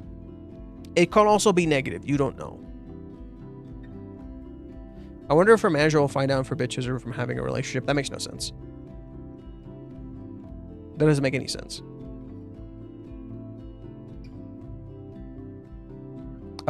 There's no reason to forbid Chizuru from having a relationship. She could warn her and tell her to be careful. She could give her advice. She cannot forbid her. You can't forbid people from having a relationship. That's not in a contract or anything. Chizuru even talked about it before. It's pretty normal. So no. I think, if anything, she even speaks in so differently like him and has a Kensai accent, or at least does the Menzai routine with Kensai styling. I'm not sure what that sounds like, so I'm not 100% sure, but that's cool. So she speaks like she speaks like Yoda? She fucking speaks like Yoda? That's sick, actually. She speaks like Yoda. That's fucking sick. Kind of. No, Yoda speak differently, right? And she does too. Yeah, she just speaks differently. Yeah. I just wanted to compare her to Yoda. She speaks differently. I think that's what's going to make her interesting. She's different from everyone else. And I think she's someone Chizuru can rely on. And I hope Chizuru opens up to her and she actually helps.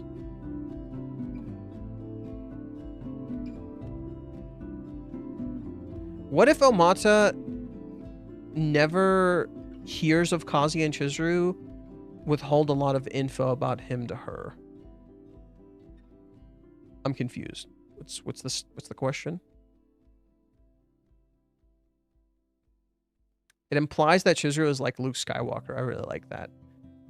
Yeah, Chizuru definitely is definitely the hero.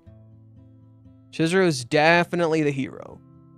And Kazuya is definitely the Anakin. Now that makes it sound weird, because that makes it sound weird. But Kazuya is definitely going down the Anakin route.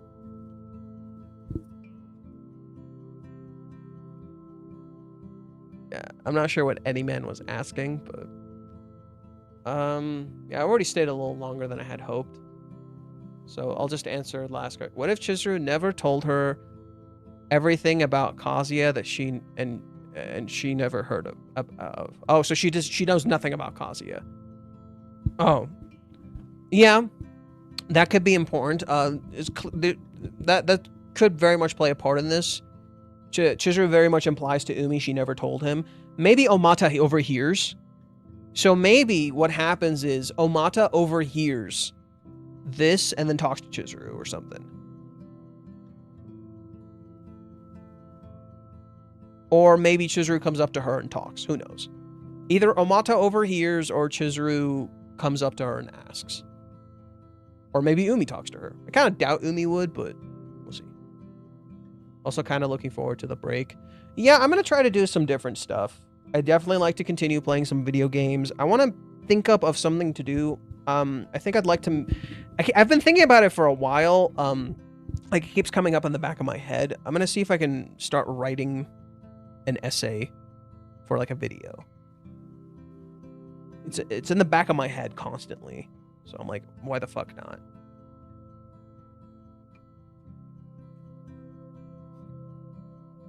I doubt I'll be able to edit the video in a fucking week. But at the very least, maybe in that week, I could write something.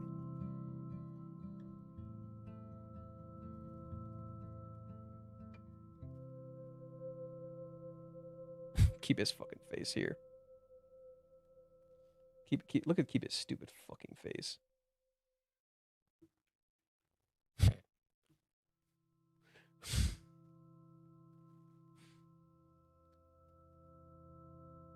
Looking forward to whatever we write. Bet's gonna be good. Thanks. Okay. I think that's it. I think we're pretty much done here for today. I'll probably see you guys tomorrow. I keep mentioning this, but please go subscribe to Twitch. We're trying to get 10 subs. We've been stuck at 5 for a while. Come on, gang. I don't think subbing's that expensive. I don't think. If you have Prime, you can give it to me. That'd be nice. I'd appreciate it. I'm trying to make more money here. Which does remind me, I haven't done anything for Patreon.